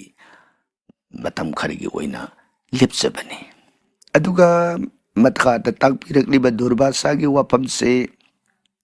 ꯆꯨꯝꯃꯤ, ꯗꯨꯔꯕꯥꯁꯥꯒꯤ ꯈꯨꯖꯦꯡꯗ ꯇꯠꯂꯤ ꯍꯥꯏꯕ ꯋꯥꯁꯤ ꯋꯥꯔꯤ ꯂꯤꯕ ꯑꯣꯖꯥꯁꯤꯡ ꯑꯩꯈꯣꯏ ꯈ꯭ꯋꯥꯏ ꯄꯨꯝꯅꯃꯛꯅ ꯋꯥꯔꯤ ꯅꯨꯡꯉꯥꯏꯅꯅꯕ ꯃꯔꯛꯇꯨꯗ ꯑꯩꯈꯣꯏꯅ ꯀꯂꯔ ꯈꯔ ꯍꯥꯞꯄ ꯍꯥꯏꯖꯕ ꯇꯥꯏ꯫ ꯊꯥꯒꯠꯆꯔꯤ ꯔꯣꯃꯤꯌꯣ, ꯌꯥꯝꯅ ꯆꯦꯛꯁꯤꯟꯅ ꯋꯥꯔꯤ ꯇꯥꯕꯤꯔꯒ ꯐꯖꯕ ꯋꯥꯍꯪ ꯄꯨꯈꯠꯄꯤꯔꯛꯄ ꯊꯥꯒꯠꯆꯔꯤ꯫ ꯉꯁꯤꯒꯤꯗꯤ